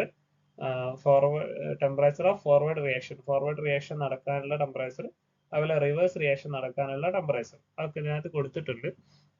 അപ്പൊ ഇത് ഫസ്റ്റത്തെ ഒരു എക്സാമ്പിൾ ഞാൻ പറയുകയാണെങ്കിൽ CH4ഉം H2O നമ്മുടെ കയ്യിലുണ്ടെന്ന് വിചാരിച്ചു. നമ്മളിപ്പം എന്തെങ്കിലും കോൺസെൻട്രേറ്റിംഗ് കളക്ടർ അങ്ങനെ ഉപയോഗിച്ചിട്ട് ഒരു 750 ഡിഗ്രി നമ്മൾ എത്തിച്ചു കഴിഞ്ഞാൽ ഓട്ടോമാറ്റിക് ആയിട്ട് എന്തായിട്ട് മാറും, COയും H2 ആയിട്ട് CO+3H2 ആയിട്ട് മാറും. ദെൻ സൺലൈറ്റ് പോകുന്ന സമയത്ത് ഓട്ടോമാറ്റിക്കലി 750 എന്നുള്ളത് എന്താവും, കുറയും. ഓട്ടോമാറ്റിക് ആയിട്ട് അത് കുറഞ്ഞിട്ട് അറൌണ്ട് ഒരു 610 ഡിഗ്രി ആകുന്ന സമയത്ത് ഓട്ടോമാറ്റിക് ആയിട്ട് ഈ റിയാക്ഷൻ, ഈ പറഞ്ഞ COയും H2ഉം റിവേഴ്സ് റിയാക്ഷൻ നടക്കും.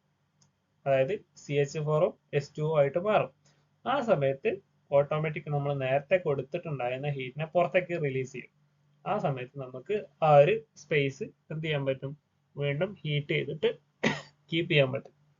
ആ രീതിയിലാണ് ഇതിന്റെ റിയാക്ഷൻ. ദെൻ എത്രത്തോളം എനർജി നമുക്ക് അതിനകത്ത് സ്റ്റോർ ചെയ്യാം എന്നുള്ളത്, ഈ കെമിക്കൽ റിയാക്ഷൻ നടക്കുമ്പോൾ ഇത്രയും എനർജിയാണ് അതിനകത്ത് സ്റ്റോർ ചെയ്യുകയും എക്സ്ട്രാക്ട് ചെയ്യുകയും ചെയ്യുന്നത്. അപ്പൊ അങ്ങനെ ഒരു 4 എക്സാമ്പിൾ ആയിട്ട് ഇതിനകത്ത് കൊടുത്തിട്ടുണ്ട്. അപ്പൊ ഇത്രയാണ് നമ്മുടെ തെർമൽ എനർജി സ്റ്റോർ ചെയ്യാനുള്ള മെത്തേഡ്സ്.